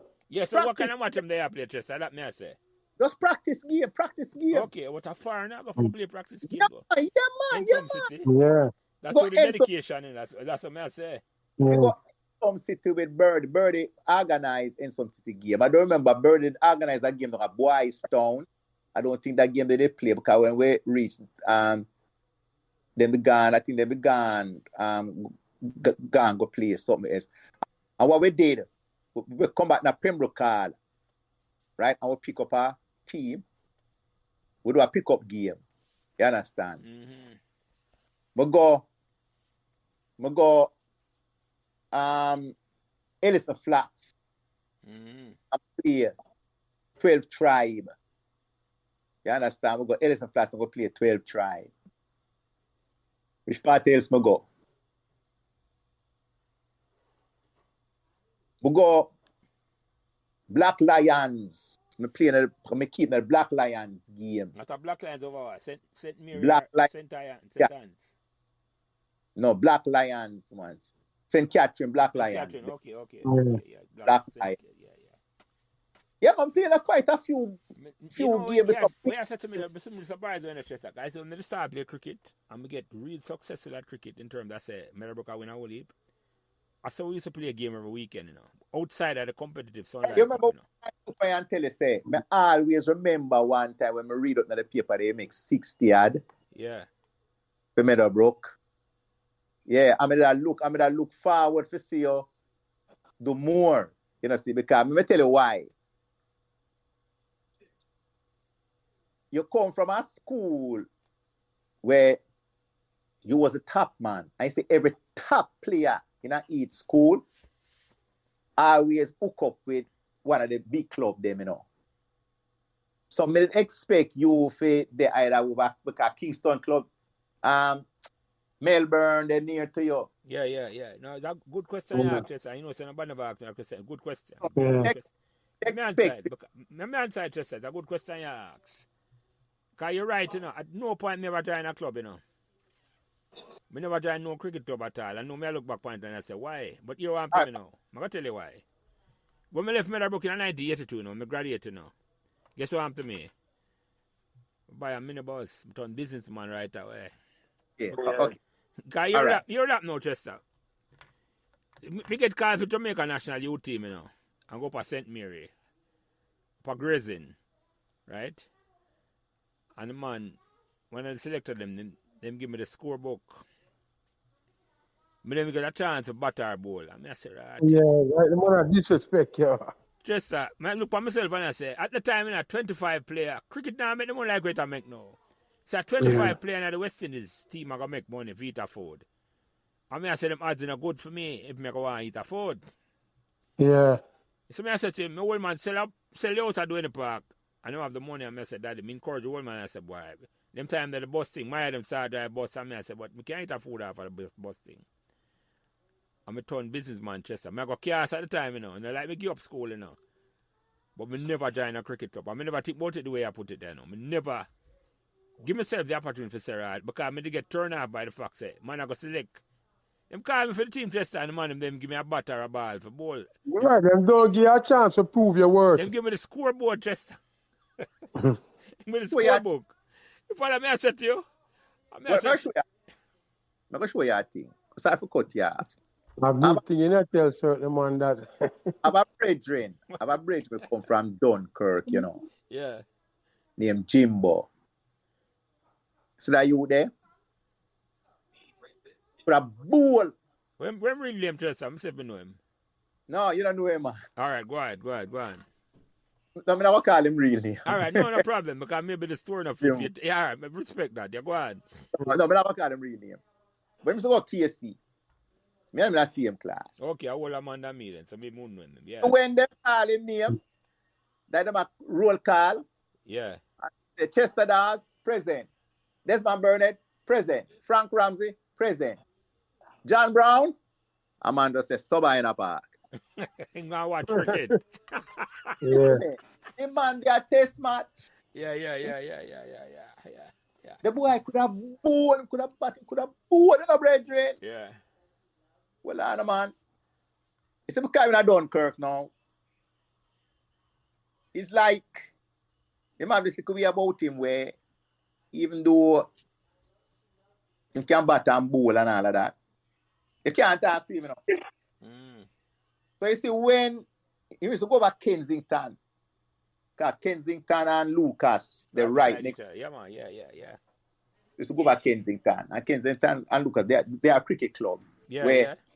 them have them club meeting and them have them bar and them have them sports whatever, them sports venue where them go meet, them club where them go meet every Wednesday, every Monday, or whichever day them come on and them sing and sit down and drink and cook and eat and see, they are club members. Yeah. So this was like a recreational thing for the members, but them have them competition with them put a serious attention towards. Yeah. But my brethren just piece of boy right now if a man say, go pick up those balls.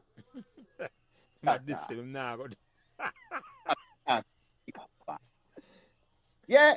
Yeah. We know some man away. We know your time, man. We are asked to pick up the ball. You see the batsman them practice, and him them call. Yeah. Batsman. Yeah, man. And that's and most time I bowl them, it's what time I go bowl them say, watch ya now, boy. Go lick out the war out there now, boy. Watch this now. And the man them are listening now. So you see, in order to play a senior cup, you have to be a member of the club. Yeah. You know, I remember the club, the squad. Yeah. A club member in order to be a player. So when you fill out the application form now, a member of the club have to recommend, you have to sign the application form as a person recommending, you know, brethren. Yeah, man. Yeah. You know, say nobody never want to sign it for him. Yeah. I'm not saying, you know, As good as him is. as good as him is, you know. Yeah. And that man create one thing over the field, brethren. Hold up, pussy. Yeah. When I figure this and that, man, no one sign man farm. And that was the end of him, you know, brethren. Yeah, that's a profound story because sometimes your attitude, sometimes, all the time, if you don't have the right attitude, you're not going to make it. You a man. When Michael Wilding just come back from Australia. No, man, he got Trinidad. First. Yeah, and come back, you know. Yeah, man, where Frederick them beat up him as a schoolboy, I ball for Jamaica now, you know. Melbourne and Kensington must see that game, you know. I mean, I tell you, see, Michael Wilding bowled on the team for about 20 to right. That's when the game done, you know. A man look at him and say, you should be out there bowling it. That the man look at him and tell him, you know, you should be out there bowling. I said, all of that to say this. Lance, you really have a way about you, you know. You understand? As I said earlier, you will say things without malice because you just make your point. You don't talk. You understand? Yeah. I don't know if that did come over in your game, a Meadowbrook, and it go out in the selection, the thing. But the man they look for how you move when you are there. You know? The man they look for character that's going to represent. So they want a certain mind, a certain behavioral pattern. I didn't tell them watch, you know. That is a possibility, Chester. That is a distinct possibility. Let me tell you a thing, you know. You as a youth when me know, you understand? Sometimes you just say things and not caring about it. You see, if you say something and you don't talk, you don't make it seem you don't talk, you know. So if you tell a man something, when you don't tell him, you know, brethren. Where say, me go on like Jimbo? Yeah, man, you was a Jimbo, man.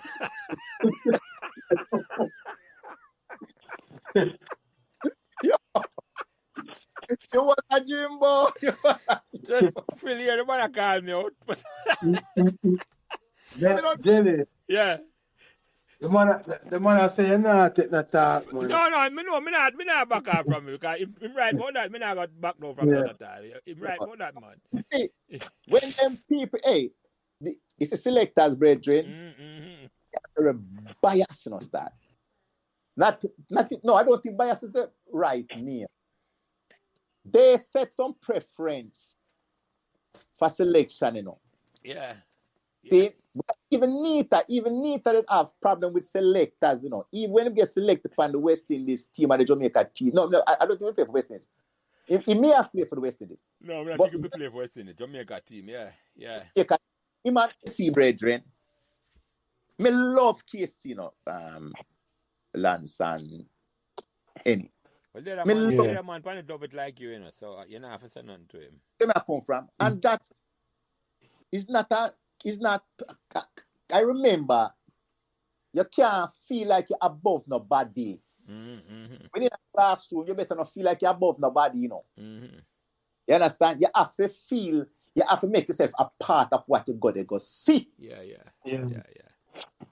You don't try to change it and separate yourself. Because if you separate yourself, you are not a part of us. Yeah. You are not a part of us. Because KC was birthed out of poverty, brethren. Yeah. I'm not ashamed to talk. Yeah. KC is the birth child out of poverty. Hold on. Me now make it. Hold on. Let me close out because if you and Philip start talking about KC, but they have another 2-3 hours. We're not going there so tonight, my brother. We're not forgot to one KC podcast to do that. Leave this one for Pembroke Hall. Yo, any closing remark? Chester Dawes, any closing remark? Enough respect and honor. It was a great moment, great conversation over 2 hours. Yeah. I'm much throw that. 3 minutes after 3 hours. 3 hours. Yeah. Yeah, man. Respect, Chester. Respect. I'm glad you come share your memory because you bring up some name. Yeah, go ahead.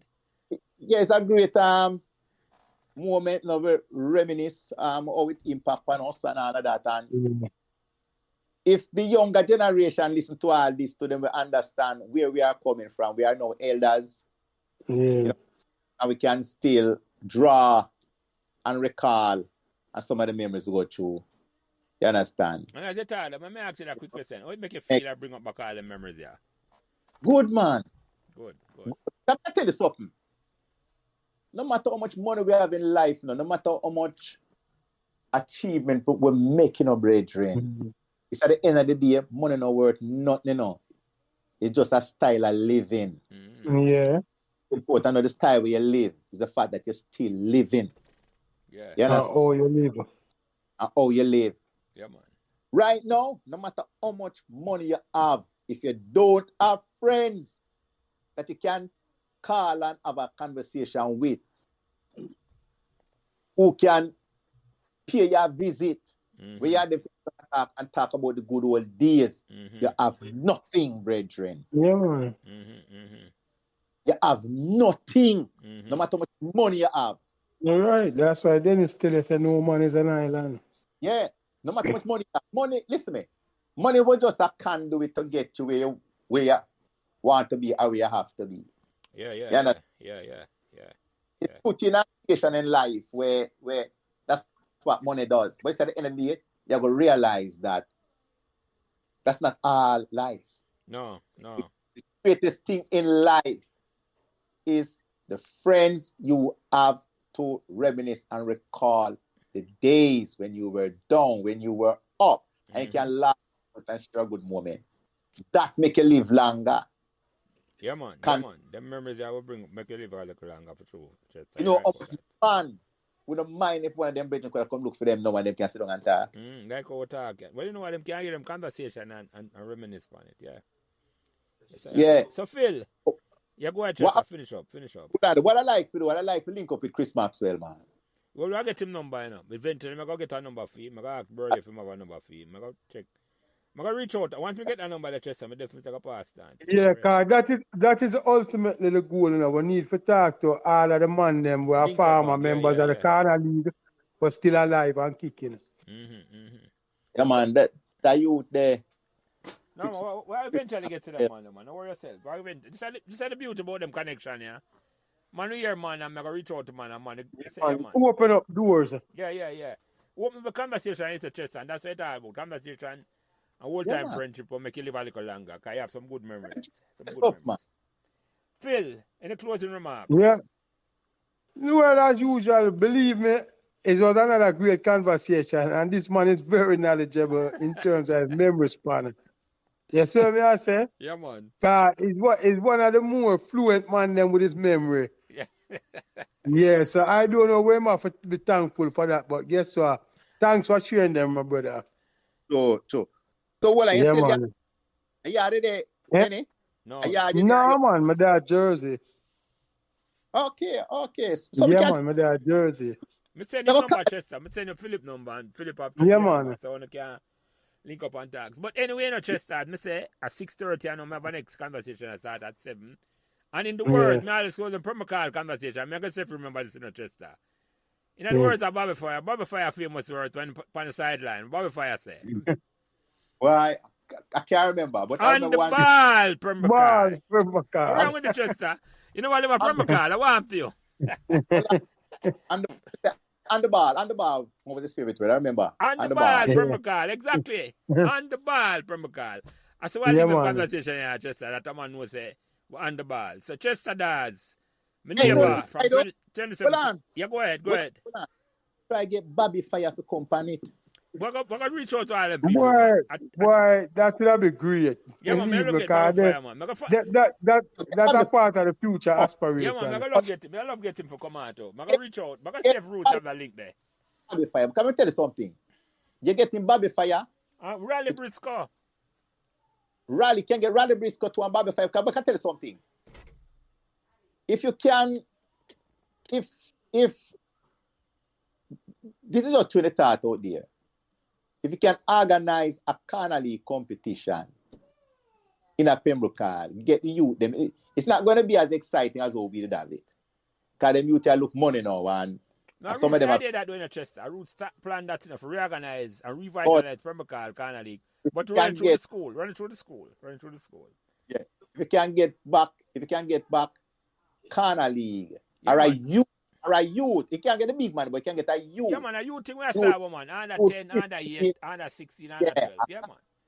A Roots idea that, man. That's the idea when you come to with, man. So, but I just say, Chester, everything in the process. Everything is a, it's a overnight thing. I just say you throw the idea. I'm more man here the idea. I mean, I love get Bobby Fire. If you hear this, I'm going to say, I cannot reach out to him. Man can reach out and give him a Bobby Fire number and we're ready to talk to him. And have a conversation at the time. Bobby Fire is one of the stalwart. Yeah, man. I Raleigh Briscoe. Them two. My close to getting Raleigh Briscoe. That's not far. I'm going to talk to him. Back to the talk to him already. There's a man over leave out, Sparta. You want to talk about Spartacus already, man. Enough man mentioned the legendary Spartacus, man. Sparta and Sally Miller. So, no, them two men are up on the radar, too, man. I don't think Sparta is still with us. I think Sparta passed a couple years ago. Yeah. But Roots have a link with Sally Miller. I'm close to getting to Sally Miller because Roots would have him line up and everything. So, I just have to follow up with them thing there. No, man. What Bobby Fire say? On the ball. On the ball. Just... Yeah, Bobby Fire. Anytime get Bobby Fire, get me pan it. Bobby Fire. Yeah, man. We make you come close with it. And him right name, for the record, is Robert DeKenney. So, yeah. You get Arvin already pan it? No, me encourage him. So you have to call him and tell him, say, you come down, there's a film turn next, you know.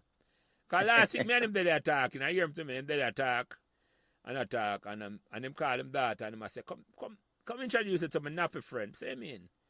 I say, yeah, man, I know the man from the two win a nappy together. I say, man. Yeah. So you can't tell him just that. So we talk about him yourself. Say, come join the conversation. Call him. Arvin was the guy we used to start the joke and walk left on here. Yeah. That's why I want to come tell him store them. Yeah. Chester, if we start talk again now, listen, at 6:30 I know, I'm have 30 minutes to take a break. I'm already up. Yeah, man. I'm going to call you now, you know. Yeah, man. And we talk, my brother, Chester Dawes. Yeah, man, you can't do that, man. I mean, we have a little program to take care, but reach out to me. Yeah, man. Chester Dawes and Philip Ennis, my brethren. Two brethren from Calgary. Yeah, man. No doubt. Respect, my brother. Thank you, Chester. Guidance. And talk. And God bless all yeah, man, my brother. Cool. Yes. Yeah, man. Yes, cool. Chester. Hold it. Every time. I'll call you now. My brother.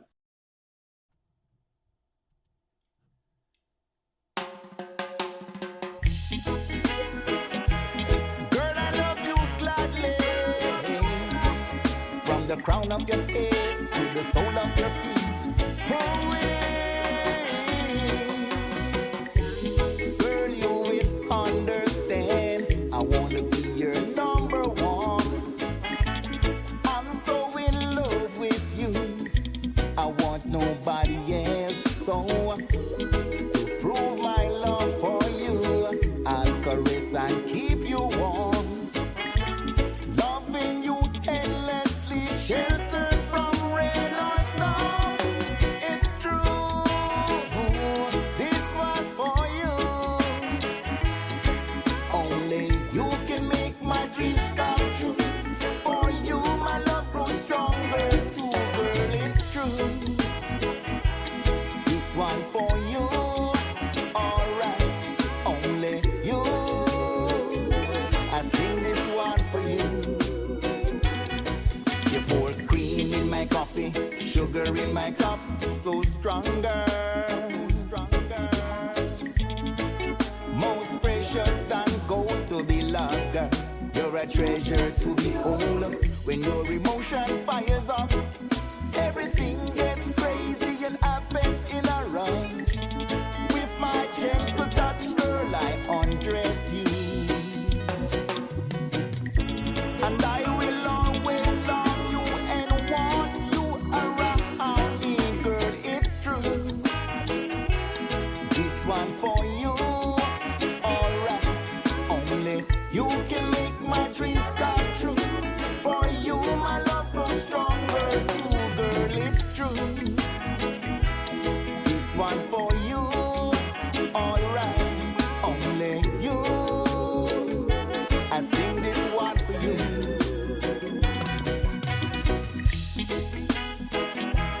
Girl, I love you gladly. From the crown of your head to the sole of your feet. Oh, yeah. I said I need you badly. I want you around me. You pour cream in my coffee, sugar in my cup, you make it stronger. Most precious than gold to be loved, girl. You're a treasure to behold. When your emotion fires up, everything gets crazy and happens in a rush. With my gentle touch, girl, I undress you. And I will always love you and want you around me, girl, it's true.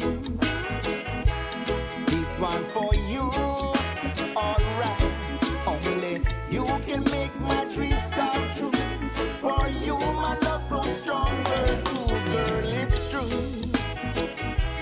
This one's for you, alright. Only you. I sing this one for you.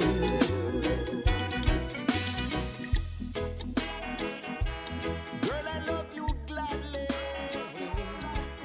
From the crown of your head to the sole of your feet. Oh, yes. I said I need you badly. Thanks for listening to Pembroke Hall Memories podcast. And remember to give us all the support you can on whatever social media platform you are listening. A special thanks to my production manager, Kyle Prince, who takes care of everything involved in getting the podcast out every week. And without him, I would not be able to do what I love doing every week, having memorable conversation about Pembroke Hall. Thanks.